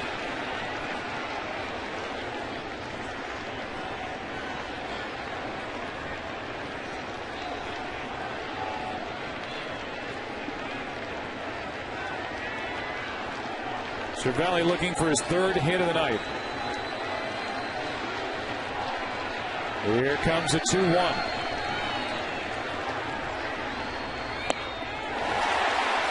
2-2, and the Yankees are down to their final strike. Good cut fastball from K-Rod.